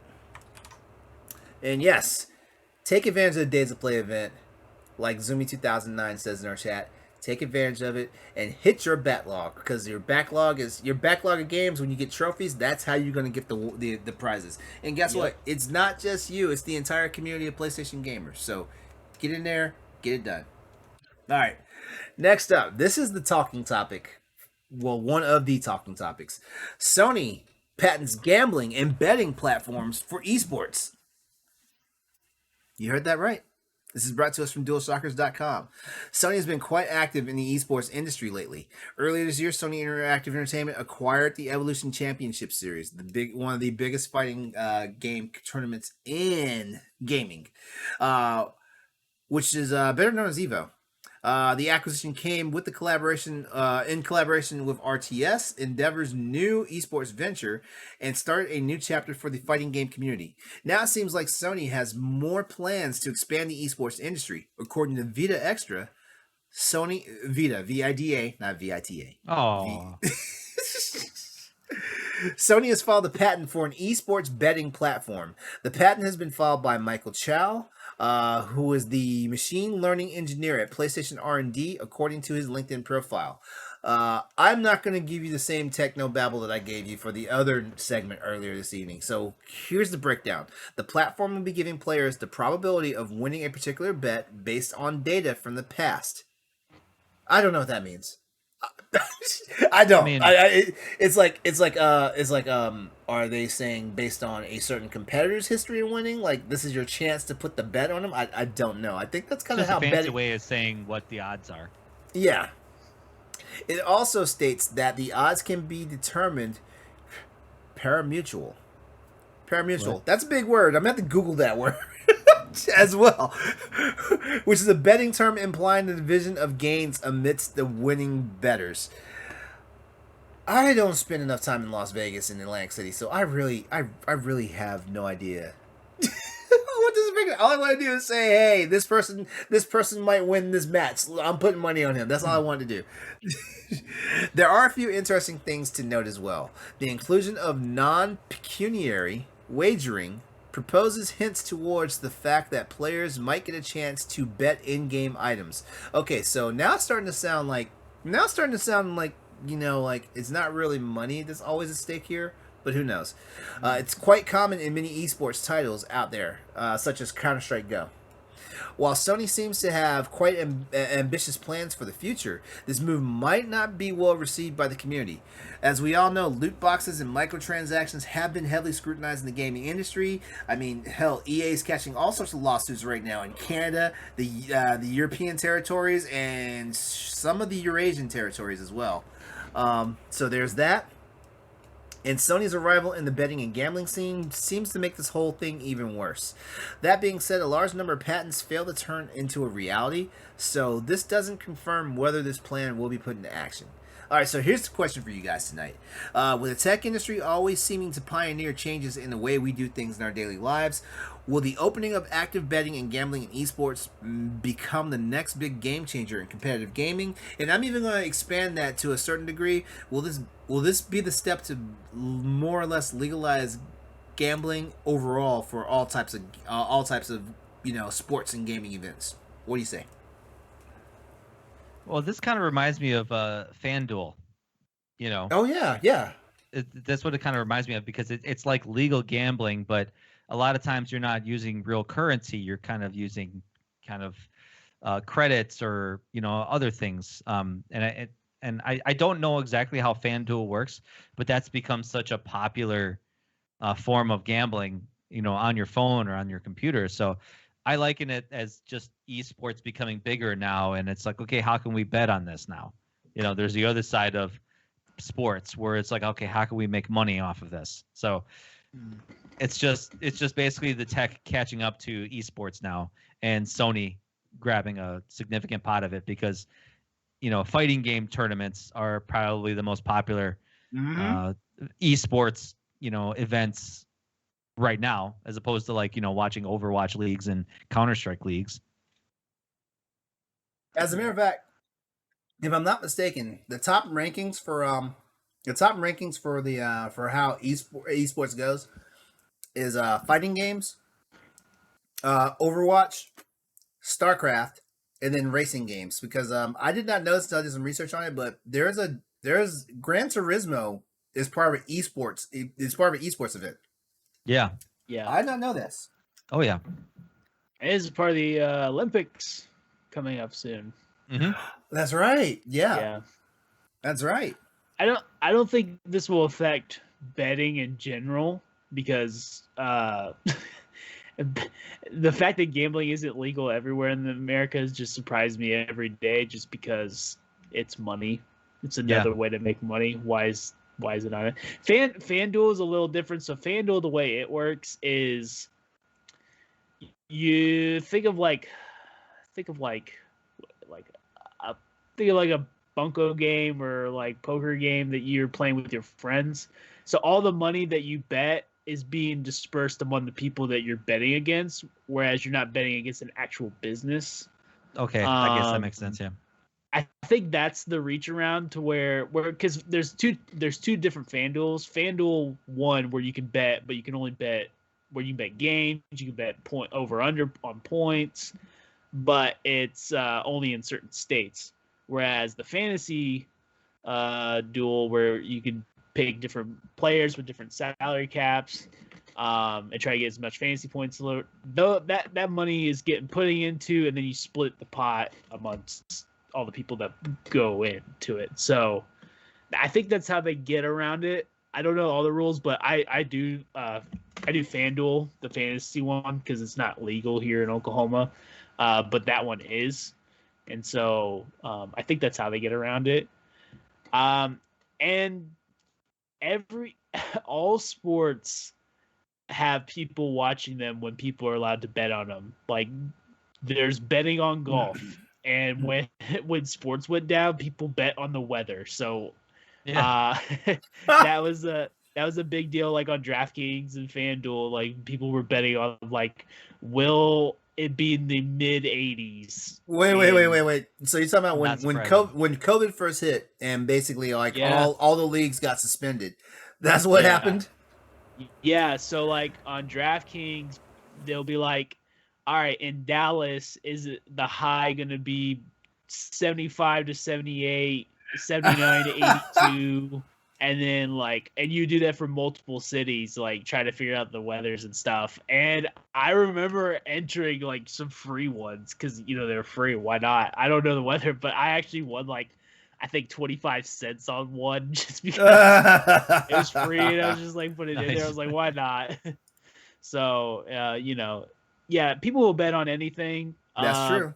So I think you get more eyes, more people watching when that happens. And I mean, I like watching the Overwatch League. That's the only one that I'm into in any form or fashion. But I like watching Overwatch, and I like watching StarCraft. Yeah, I don't think I've never even played StarCraft, so I've never. CS:GO is too chaotic for me. I do back when Team Fortress was a thing though. I used to love watching those too.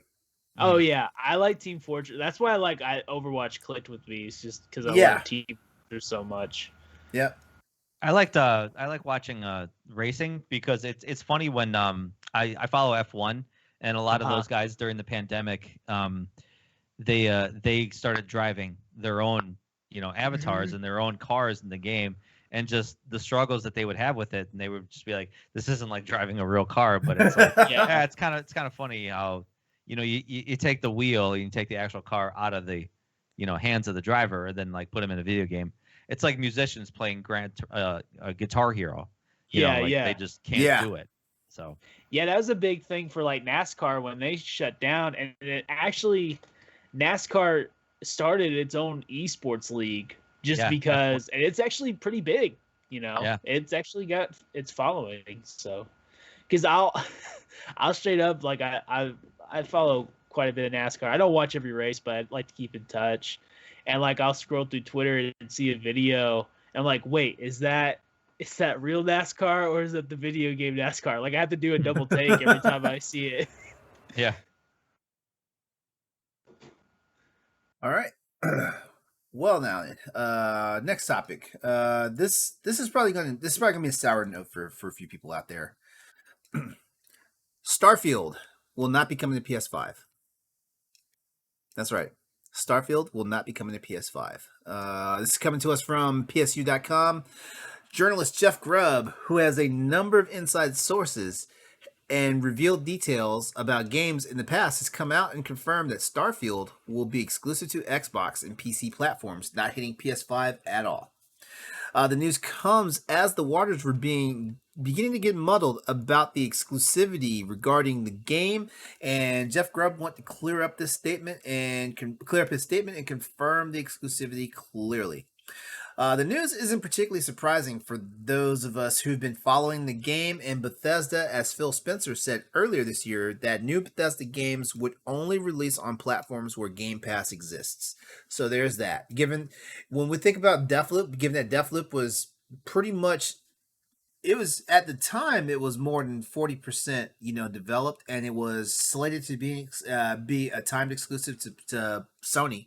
So that one, had wiggle room, but Starfield, I think at the time Starfield was only 10% off the ground, and I think that kind of cinched that it would stay in its home territory as far as Xbox is concerned. Starfield has not yet received an official release date, so the question is: are we honestly surprised by the news about Starfield's exclusivity? No, I don't think. I'm not surprised at all. I'm not surprised at all. Yeah, it would have been nice, but yeah, we can't have everything. If we could have everything, then there would never be such thing as console exclusives and a force to make us buy either a PC, Nintendo Switch, PlayStation 5, or an Xbox Series X. Well, yeah, that's why Microsoft paid that big money. I mean, I've had this debate a few times with a few people, like, why wouldn't it benefit Bethesda to put it on Sony? To put it on a Sony system, and it's like, I don't think Microsoft would let them. Yeah.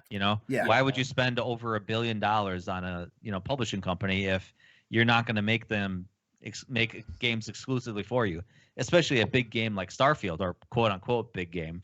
Yeah. I mean, we have seen nothing from it yet, but right. Everybody knows it's going to be big. Yeah, I mean, it's supposed to be Skyrim, Fallout in space, kind of game, and Yeah, there's no doubt in my mind that this was going to be one of those. Any new game is definitely going to be Xbox only. The only way that PlayStation might get a chance is like if Elder Scrolls 6, and that's a strong stretch. Only because they have an audience there, but I still think most of it's just going to come to Xbox. It's not going to surprise me if anything comes to Xbox. I could see it like a timed exclusive. Like, yeah. If it's like, okay, all right, Elder Scrolls 6 will come out on Microsoft, and then maybe a year or two later, it'll come out on Sony system. Right. I mean, that or it doesn't really matter because they don't. Because like I was gonna say, even like the games that doesn't sell as well, like Prey, if they make a Prey 2 or they make Wolfenstein 3 or whatever, the games that don't sell as much, it doesn't matter because you're not selling them anyway. They're gonna be all on Games Pass, so it doesn't. Right. Mm-hmm. Yeah. I don't know. This just says, hey, I have to officially buy an Xbox now. There's no way getting around it unless we get Game Pass on PlayStation, which would be amazing. Well, there might be a loophole for that because apparently Game Pass plays exceedingly well from the browser. Well, everyone that I've heard talk about it says that Xbox would be down to put Game Pass on PlayStation. It's just would PlayStation ever be down for it? And nope. You know what? No, probably nope. not. Nope. Probably not. Because they're Sony and they do their own thing. Well, yeah. I mean, they are Sony and Microsoft are direct competitors, and Sony going to do what Sony does, and Microsoft going to do what Microsoft does. So yeah. All right. Well, big topic time. Big topic time. And if you guys have been hanging out with us and sticking with us, after the big topic, we have an announcement at Crossroads. Oh, yeah. Oh, we do. Mm-hmm. Yeah. Yes, we do. So, let's get into it. The internet loses his mind after Sony describes Ratchet & Clank Rift Apart as a PlayStation 5 exclusive. Now, why would the internet lose its mind about something like that? Why would they lose their mind about something like that? Okay, so with the debut of a new trailer for Ratchet & Clank Rift Apart, there was some interesting wording at the end of the trailer, basically saying Ratchet & Clank 5. I'm sorry, Ratchet & Clank, not Ratchet & Clank 5. Ratchet & Clank Rift Apart is a PlayStation 5 exclusive, which led fans on popular forums such as Reset Era to start worrying that the game will come out on PC sooner rather than later. Okay. Both Sony and Microsoft tend to refer to games as console exclusives when they are on their way to the PC, but want to highlight that you can play it on a console on their platform. As noted with Final Fantasy 16, Sony did that. Final Fantasy 16 is an exclusive title for Sony for a set amount of time, and then it will show up on PC. Mm-hmm. And honestly, that's looking like what might happen with Final Fantasy 7 Remake. I mean, but anyway, this wording has led to some concern that Insomniac and Sony are planning a PC release sooner rather than later, especially as more PlayStation games are on the way to the platform. Now, there's something to keep in mind here, because apparently on Sony's site on Steam, there's about 13 to 16 games that have not been announced that we know are coming. People have been sleuthing and spying and doing whatnot. I will save that topic for maybe another show or something like that because we're talking about Ratchet & Clank right now. All right. But given the game uses the PS5's SSD to create unique gameplay moments, you have to wonder if the game would run on PCs without an SSD or with slower SSDs. Okay, so, that also brings up a good question because what if what we're seeing in Ratchet and Clank is not so much the tech behind the PS5? I mean, technically, like that SSD is also the same as like SSDs. Well, the where's my?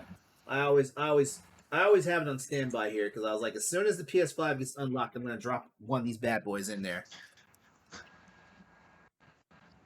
This thing right here. For those not in the stream, These NVMe SSDs. They look like a small chip, small stick of RAM, but even though the PlayStation, the proprietary one, is on board in the hardware, this is the thing you'll be able to drop into your PlayStation to expand the SSD capacity for it. And I'm waiting for Sony to turn around and say, "Hey, put it in." But anyway, is it easy? Like, have you looked into that? Because I know that was always the nice thing with Sony systems back in the day, is how easy it was to drop in a hard drive. I have yet to pop the case off of my system, but apparently it's easy to do. But the thing is, like, if you do it right now, your PlayStation system will boot up, but it will say like, it has hardware detected that is not ready for, and it won't boot to like the menu screen. That's what I heard, because I heard like it's not ready yet. Yeah, I imagine it just requires a firmware update to fix it. But. Yeah, that's the plan is, but what the hell's taking them so long? Right. Yeah. Right. All right, but anyway, it's worth noting that Sony listed Demon's Souls as a PlayStation exclusive, with a note saying that it would also come to PC, which shows the messaging from Sony isn't exactly the same every time.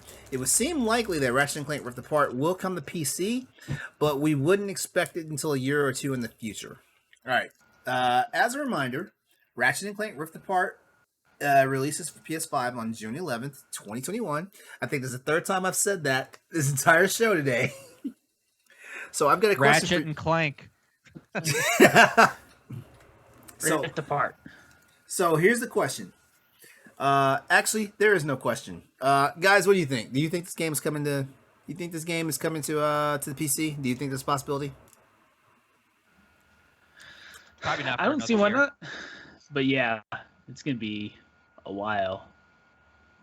To me, why is everyone panicking about it coming to PC anyways?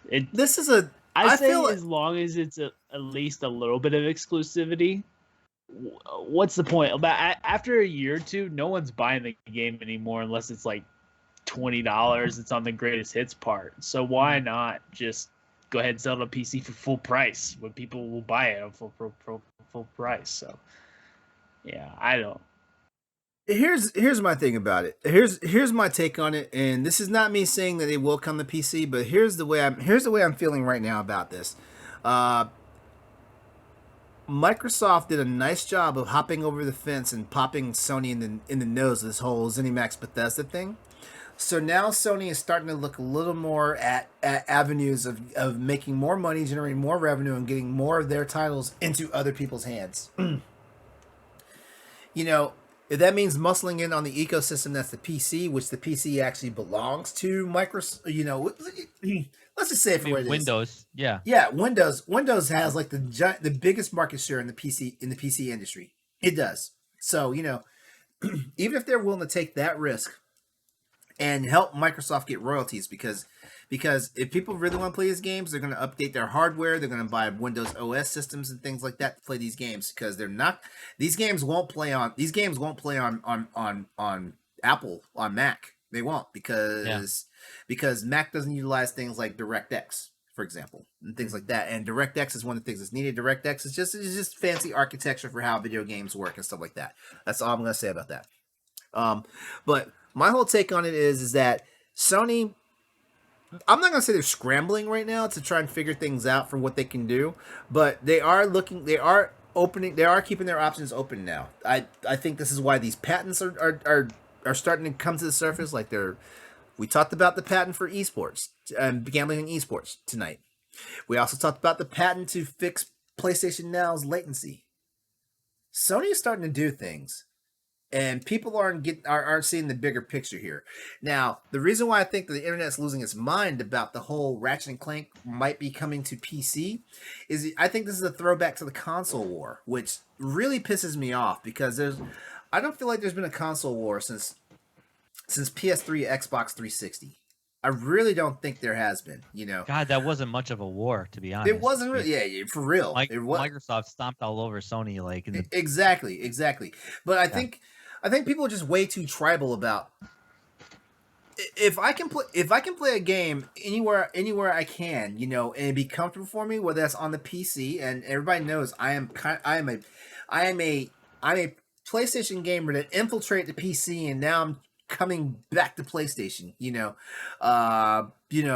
If you can play it on PC, if you can play it on the Switch, if you can play it on Xbox, if you can play it on your damn phone, why are you losing your minds about this? It makes zero sense. I thought right now in this age of like interconnectivity with the internet, like everybody getting the opportunity to like basically experience the same thing was what the real beauty and the real victory was for this whole thing. But I don't know, I could be wrong. Like, people are just too narrow-minded about this whole thing. Well, I think there's still a little bit of that whole PC master race elitism going on, where like PCs are the best What did you places call to me? play games. You're an elitist. You're an elitist. Okay, that's what I'm saying. And to answer Bratface's question, no, I'm not being nice. Bratface in the chat. Anyway, but yeah, so there is a little bit of that where there's that kind of like parlay back and forth where it's like, I play on PC, obviously we get better graphics, we get better mods, we got all this, better high quality options to play our games. And, Microsoft has seen gains with that, especially since, Game Pass is on both platforms. All their games that they come out for Xbox come out on PC. And even though PC still has a small market share compared to console gaming, there's still a significant amount of fan base that would love to play Ghost of Tsushima on a souped up PC. I mean, imagine how that would look.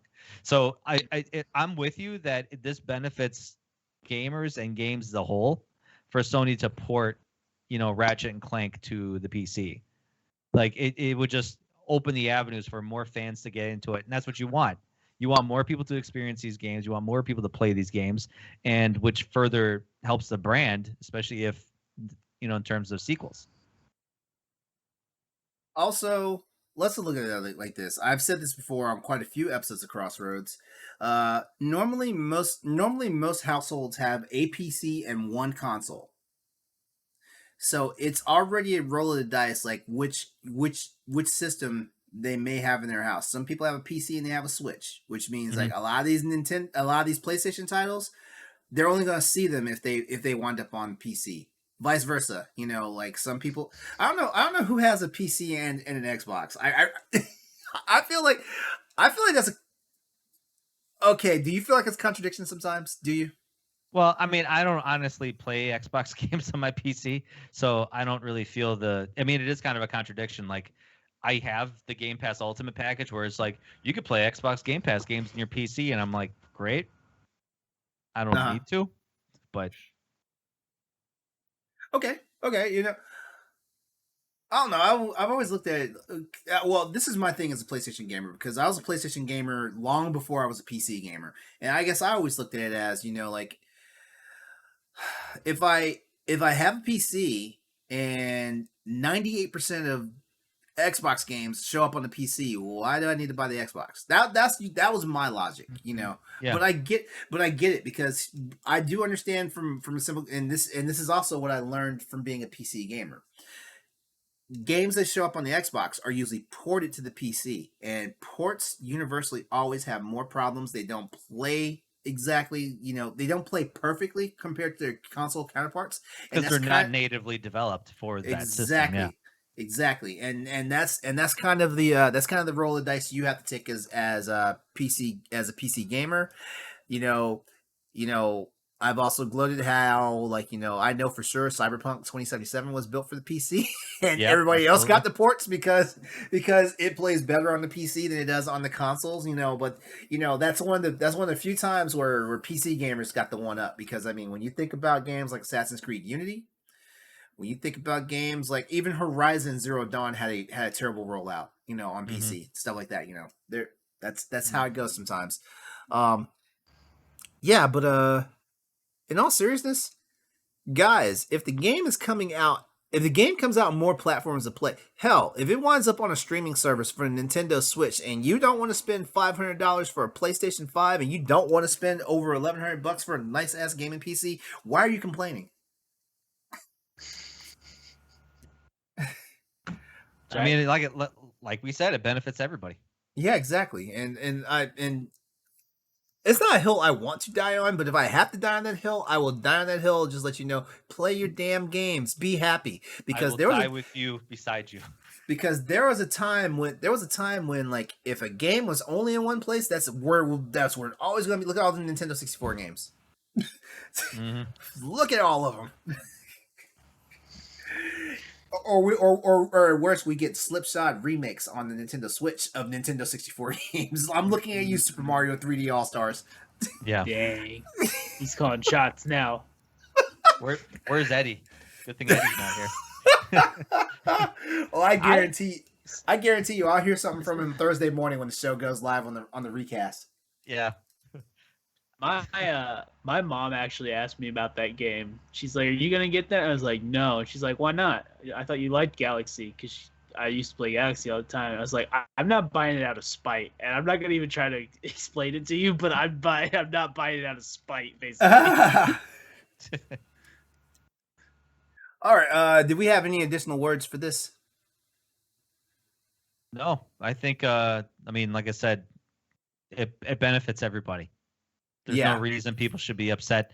I understand the tightness of the exclusivity where you want it to be just on the one system that you adore, but that's not the way the world works. That's not the way the world works, and unfortunately, because of capitalism, that's not the way it's ever going to work. Because as long as these companies know they can make additional money and break the ceiling of all their projected price, like sales figures, they're going to do it. Like I guarantee you, if they could make Ratchet and Clank work on my damn smartwatch, they would do it. Yeah. They would do it, and you know what? It is what it is. What you guys see? Divinity: Original Sin 2 is coming out on iPad. Yes, I saw that. Amazing when you think about that. So, speaking of Ratchet and Clank, because we can't get enough talk about Ratchet and Clank Rift Apart, Crossroads wants you guys to know that we have another giveaway. Yes. Yeah. Yes. Yes. You have an opportunity to win an actual. It's going to be a digital copy of Ratchet and Clank Rift Apart when it comes out on June the 11th. Courtesy of the Crossroads crew. Now, how are you going to possibly win this copy of Ratchet and Clank Rift Apart? It's basically going to be the same set of rules that we put for Returnal, our giveaway last month. But there's going to be a small little twist to it, if I'm not mistaken. And Austin, make sure you keep me straight on this one. All right, so how it works is, first thing you got to do is go to PS_Crossroads on Twitter. Follow PS_Crossroads at Twitter, first of all, and then be on the lookout for the tweet announcing the contest and retweet that tweet. Also, send us a screenshot of you subscribing to the podcast on any of the podcast services. I will make sure that it is provided to you, but if not, remember to go to bossrushgames.com, youtube.com/bossrushgames, and check out the recap of the show when it goes up on Thursdays. You'll have all the information and links there to actually go and subscribe. Since a screenshot of that, put it up on Twitter. And also, and I know, but I would love for you to subscribe to Exodus803 on Twitch or Exodus803 on YouTube, and also provide a screenshot with proof of that. If you join us, Austin, explain the next one, because I think I messed that up during the Returnal one about the live show. Yeah. On the live show, we had you, if you just would put in the Twitch comments your favorite Housemarque game. So we'll do something like that during the live show the week before, or we might do it next week. Who knows? Yeah, because and the good news is Insomniac has way so many more games than Housemarque does, and that's not saying anything bad about Housemarque. So you have a lot of stuff and a lot of opportunities out there.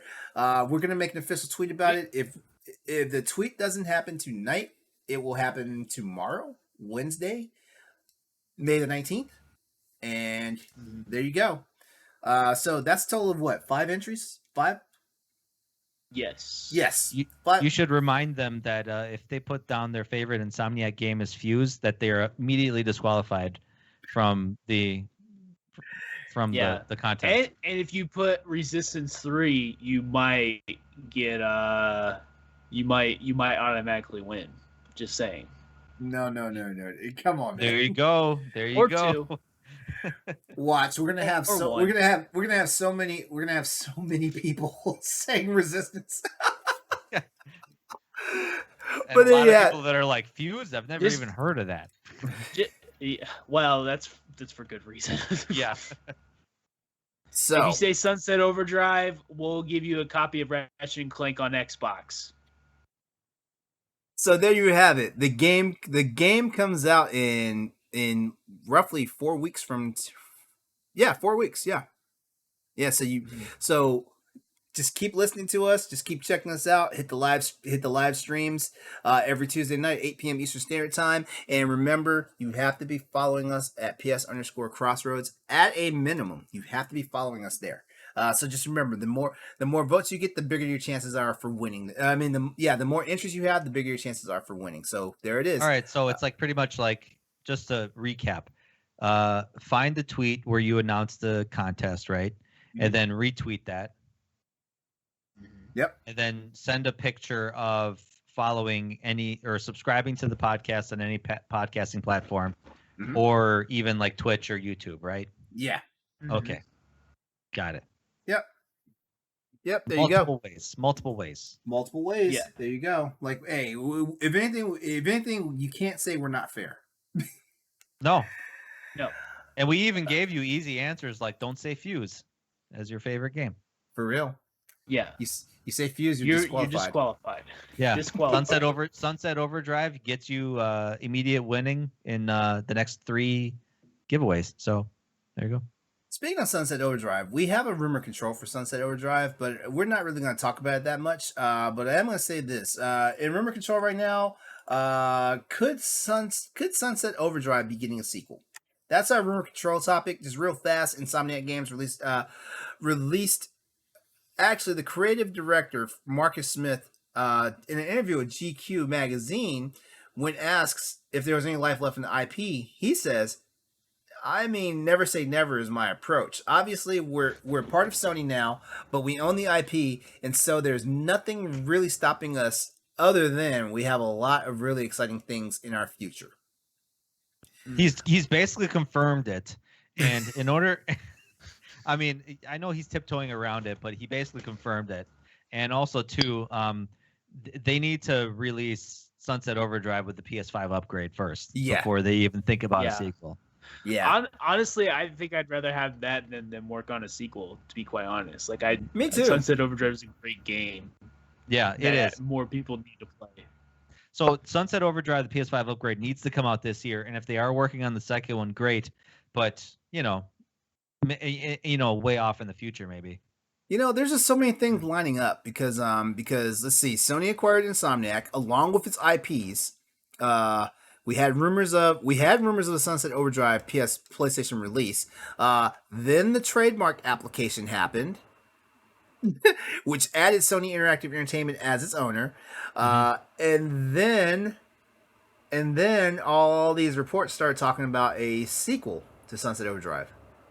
So I mean, there's kind of a trail. There's kind of a breadcrumb trail. So it'll be nice to see what happens. I know we usually talk more about rumor control, but we at least want to let you know how we feel about it.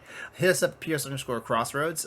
Let us know what you think. Do you think there is a chance that we will see some type of incarnation of Sunset Overdrive? If not a sequel, maybe a new property. If not a new property, maybe a remake. You know how it goes. And let's go ahead and wrap this bad boy up.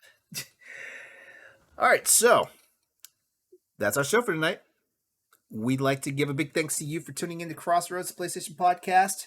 But before we go, here's how you can stay connected with the crew. And you know what, Stoy? I'm going to give you a moment to not only just plug yourself, but also talk about EXPcast. Go for it. Oh, well, I run EXPcast with basically 3 of my best friends, Pat, Josh, and Dan. And we talk about video games, obviously. And we have episodes come out Mondays and Thursdays every week. We do have a YouTube channel as well where we post podcast clips of some of the games we talk about and some of our topics as well. Yeah, it's a pretty much, we're just talking about video games in a very, very unprofessional manner. But, we have fun doing it. And that's kind of what it is. Like, podcasting nowadays is just, you just want to have fun with your friends talking about stuff that you love. And, we love video games. So you can follow us on social medias like Facebook, Twitter, and Instagram. We're on the Boss Rush Games Discord, so a lot of us are on there. We're either talking in our room, in our channel on the Boss Rush Games Discord, or the Monster Hunter channel. That's where you'll find a lot of us. So, yeah, that's about that. All right, thanks.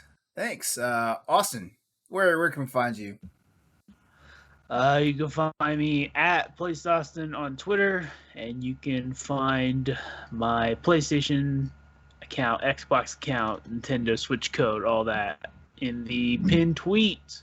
You can find me on LAN Party, and you can find me on Trash Talk soon, because we're going to start talking about football again, because we can't wait, honestly.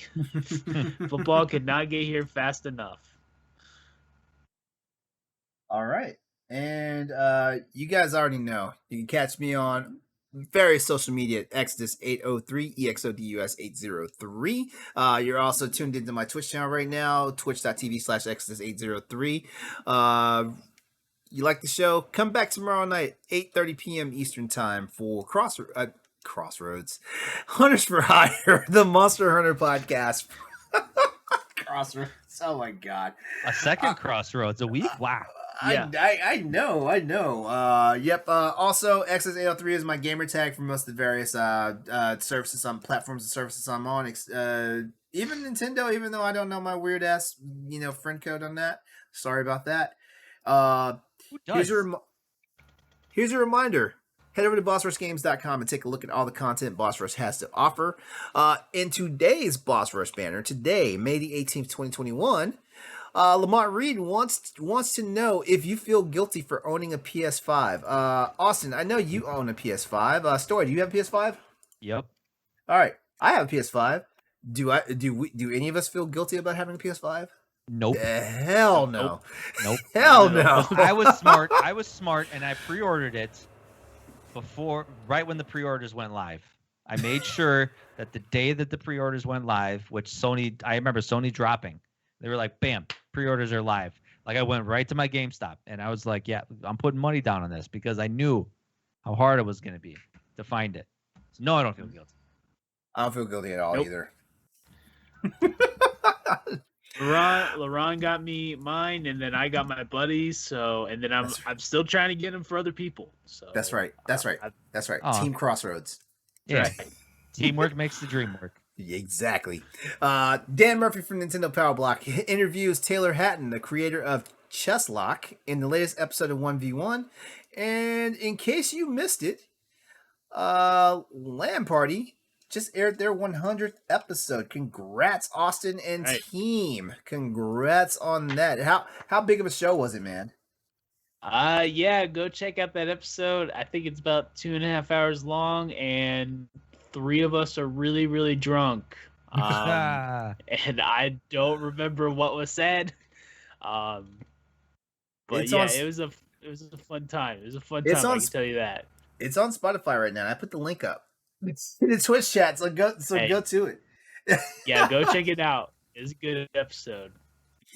All right. Don't forget about our other shows and editorials available over at bossrushgames.com. And if you can't get enough to hang out with us, come hang out over at the Discord community.